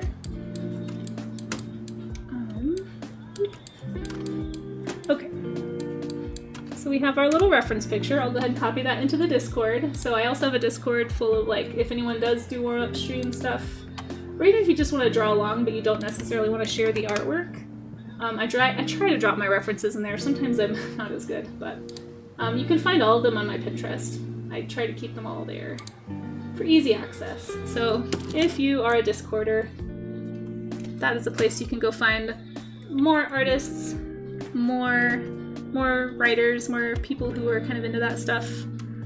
Also, plenty of folks who are just nice and cool, which I love. Takin? Takin, yeah. And I did confirm that is how you're supposed to say it, is Takin. Takin? I think it's Takin. Yeah. We decided it wasn't the other way. Taken, yeah. Takin. PETA immediately demanded the editor I'd stop. Being run is less than helpful. Oh, did they? Yeah, I'm not gonna. I've gone on enough animal rambles today. I know Amaze has got his trigger finger ready over my ramble alert.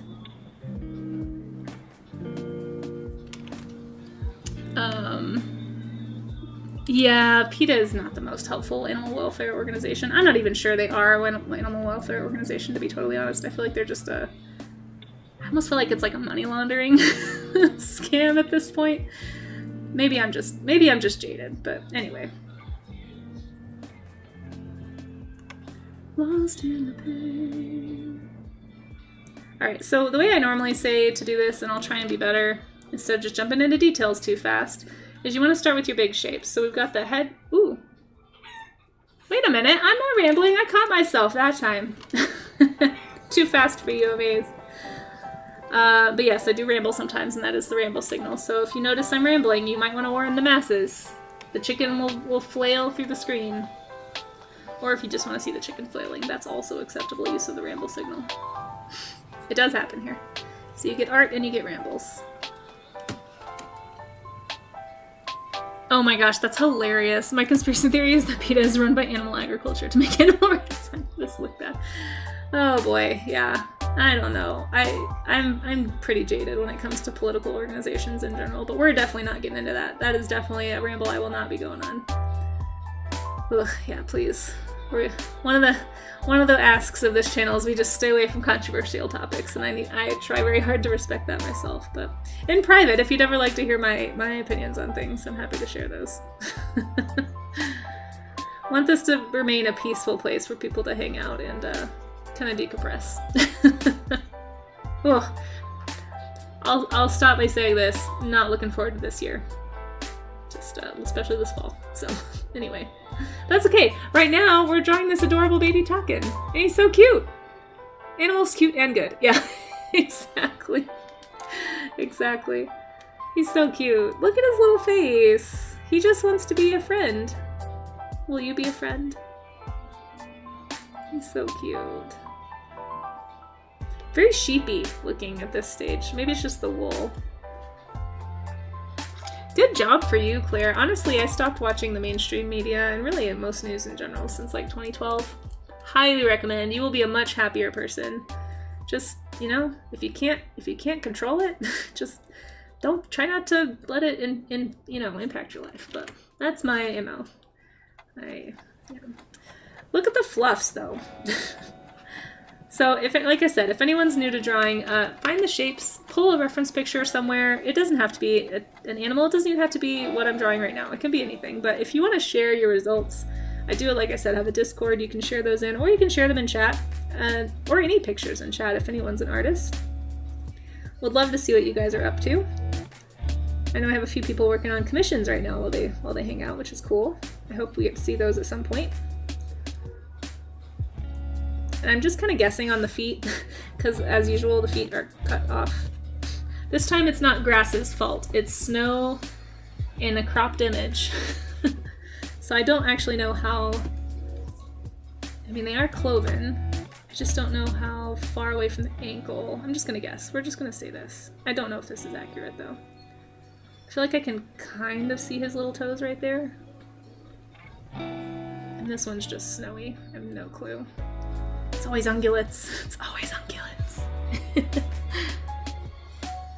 No one's gonna change you. I won't even waste my time. Gonna find someone who will treat me right. No one's gonna change you. I won't even waste my time. Let's see. Have you seen an anglerfish? Not cute. You know, they're not cute. Let's see. Beauty's in the eye of the beholder. For sure. I know, it's true. They're not cute, but they are fascinating. We're gonna probably do like a deep sea, like a fishy, some fishy stuff. And thanks, Amaze. Appreciate that. I was delivering newspapers. I listened to NPR a lot. Radio was my only news source, really, so not in the car. Yeah. Oh, not in the car 6 hours. Can't listen to the news. Bummer. Yeah. Nah. I'm mostly into, like, history podcasts these days. I find learning about random things has been a lot more life-giving, I suppose, in a lot of ways than I think paying attention to some modern stuff. But, like... It's also just been really fun finding lots of, like, educational things in general, I feel like, lately. I've been leaning more into that side of things, especially here on Twitch. I know I've talked about this a lot, but there's, like, a ton of... If anyone's watching with kids right now and you're like, oh, Twitch is just for video games, like, and this one art channel, like, there's a ton of art. I mean, I will say, obviously, like, this is not a place for kids to be unsupervised, but if you need some suggestions, feel free to whisper to me, or if you know me in person, you know, shoot me a message. I'm happy to recommend educational channels that I've found really interesting. Like there's a lot of you guys know Paleontologizing. We've rated him a few times. I think most people who are in chat right now are familiar. But he's a paleontologist that does live digs in the summer, which is super cool. And I'll definitely be telling there's a lot of homeschool people here in Colorado for all kinds of reasons. Some of which is just that Colorado unfortunately has some of the worst education systems in the country, which is so sad. And unexpected, but for whatever reason, there's like really, really large homeschool networks. So I plan on sharing some of those things with my friends who have kids who are in homeschooling, I guess, co-ops. But it's not just that. I mean, there's like people looking at things under microscopes. That's really super interesting. You can see like living organisms moving around. Like a Pacific plankton is one that I've been watching lately, which is a lot of fun. There's professors on here that are just like teaching things, like, and taking live questions from chat, so you can actually learn about lots of stuff. So I find all of that to be a lot better use of my time personally, and it's been a lot of fun, and I've met a lot of really interesting, really thoughtful people in those communities. So yeah, I'm appreciating that part of not just Twitch, but also just like, yeah, podcasts that are cool, It's a good time. Look at that cute. I wish I could draw him as cute as he actually is. Like, he looks old. I think I overdid it on the fur detailing. He just kind of looks old in my drawing. But look, at least you have this picture next to him to see he's not old. He's adorable. Or she. I don't actually know. This tiny little creature. Now have primary control of critical vehicle functions. Anyway. He loves you. So anyway, that's what we do during warm-up streams, guys. Things like this. Look at a reference. I'll try and talk about how I'm breaking it down. I didn't do as good a job of that this time, but I figured since we just got rated, I should at least do a little mini example. But like I said, it's not always warm-ups. These are just how I practice for my day. I've actually got a client I'm working with right now that I'm pretty excited about. We'll go out on the talk-ins because they're so cute. In fact, let's move this little guy. Oops. Got too excited and put him on the wrong layer. There we go. Yeah, so we do all kinds of things.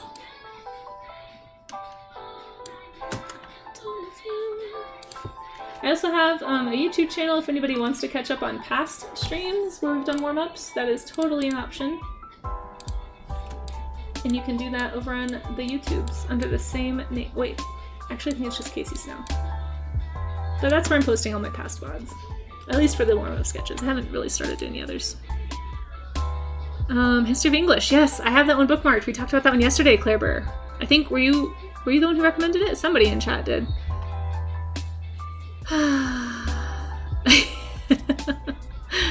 I think, if I get the feeling, avoid controversy. Yeah, I get the feeling Kev might have been a little bit tongue-in-cheek, but yeah, we don't want to encourage that kind of chat in chat. But that is funny. Yeah, non-controversial. Tell me all of your thoughts. Yeah.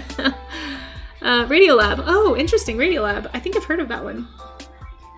That's how my non-existent girlfriend describes me. He's not cute, but he's fascinating. What?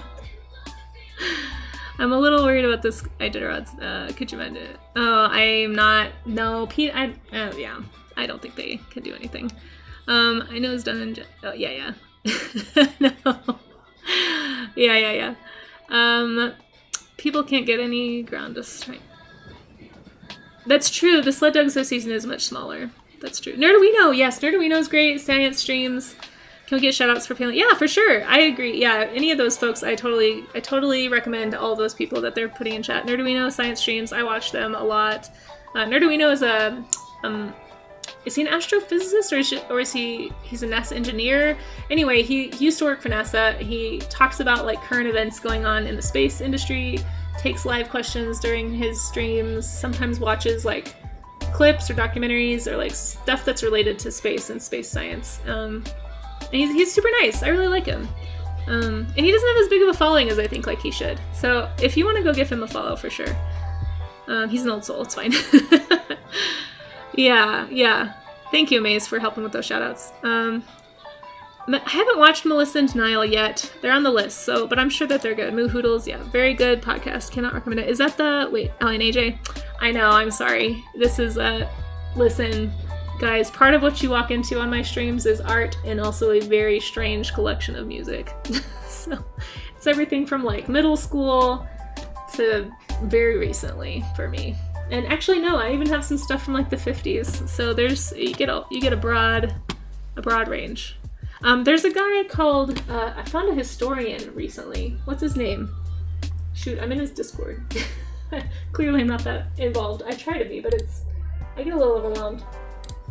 His name is like Shane McInnes. I'll see if I'll try and give him a shout out. Oh, but you guys know this song? This is a cover from a very famous film. I think he's actually a history professor. Let me try my own little shout out here. Yeah, he has some really interesting content. He basically goes like, sometimes he does current event stuff. I haven't watched any of those yet, so, like full disclaimer, I don't know if he gets super political or not, so keep that in mind. But the stuff I have seen, like he talked about like the history of like insert country, and he plays, it's like a Metazua or a Wordle version, but with like history and geography. So he plays those on stream where it's like guess this country based on just the shape. or like guess the GDP, like guess the country based on their exports. It's just like that kind of, I don't know. I think it's interesting. But you can also ask him questions and he'll go into some topics. And there's just all kinds of stuff. So if you haven't been to the educational side of Twitch, I do highly recommend it. It's interesting stuff. It's interesting stuff. I just realized I didn't quite finish this little foot back here. Someone reaching back for me, racing on the thunder and rising wave. Gonna take a Superman to sweep me off my feet. This is from Shrek 2, if you haven't noticed yet. I actually think the Shrek 2 soundtrack is quite good.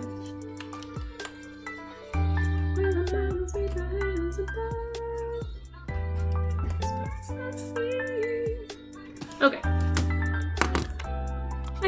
I think I should probably go about the rest of my day. I have a meeting in about 15 minutes that I need to prepare for, unfortunately. So I've gone as long as I can, I think, today on stream. I'll be streaming again tomorrow for warm-ups. I'm not gonna lie, I haven't totally decided yet what we're gonna do tomorrow. My default is gonna be bovine, so if you wanna come draw some bovids, it'll be anything from like cows to cow-like antelope to anything that's under the bovidae category. With the exclusion of like horses, or not horses, horses are not bovine, goats, sheep, like stuff we've done the last 2 days.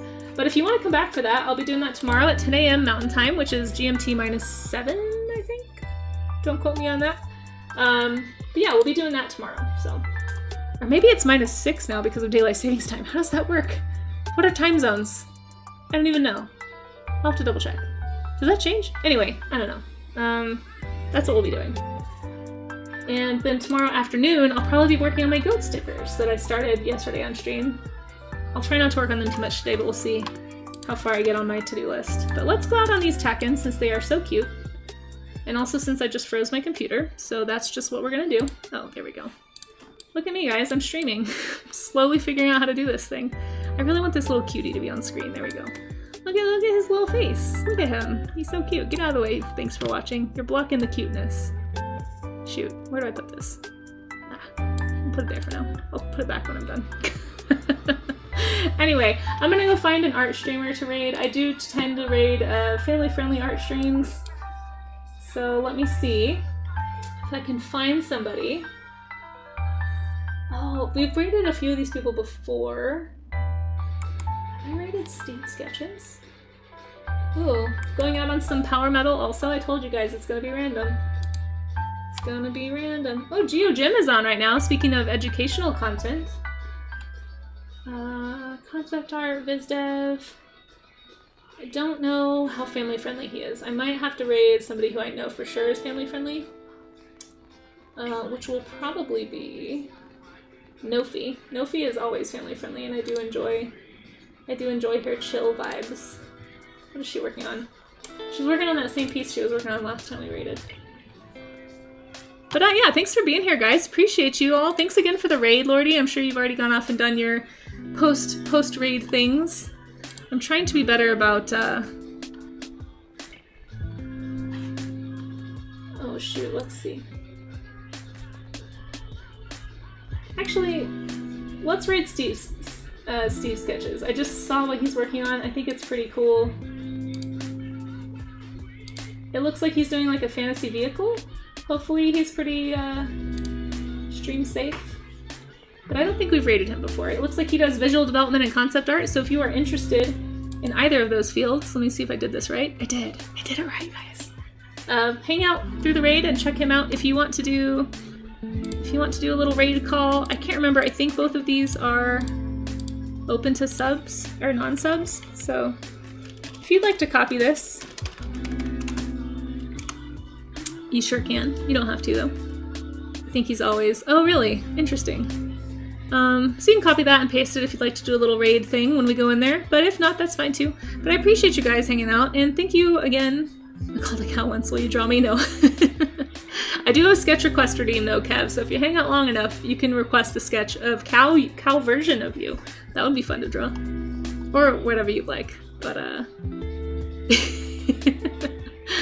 Anyway, I appreciate you guys. Have a good rest of your stream. Sorry if I missed anyone in chat. I do appreciate the hangouts, and let's go raid and see what Steve is up to.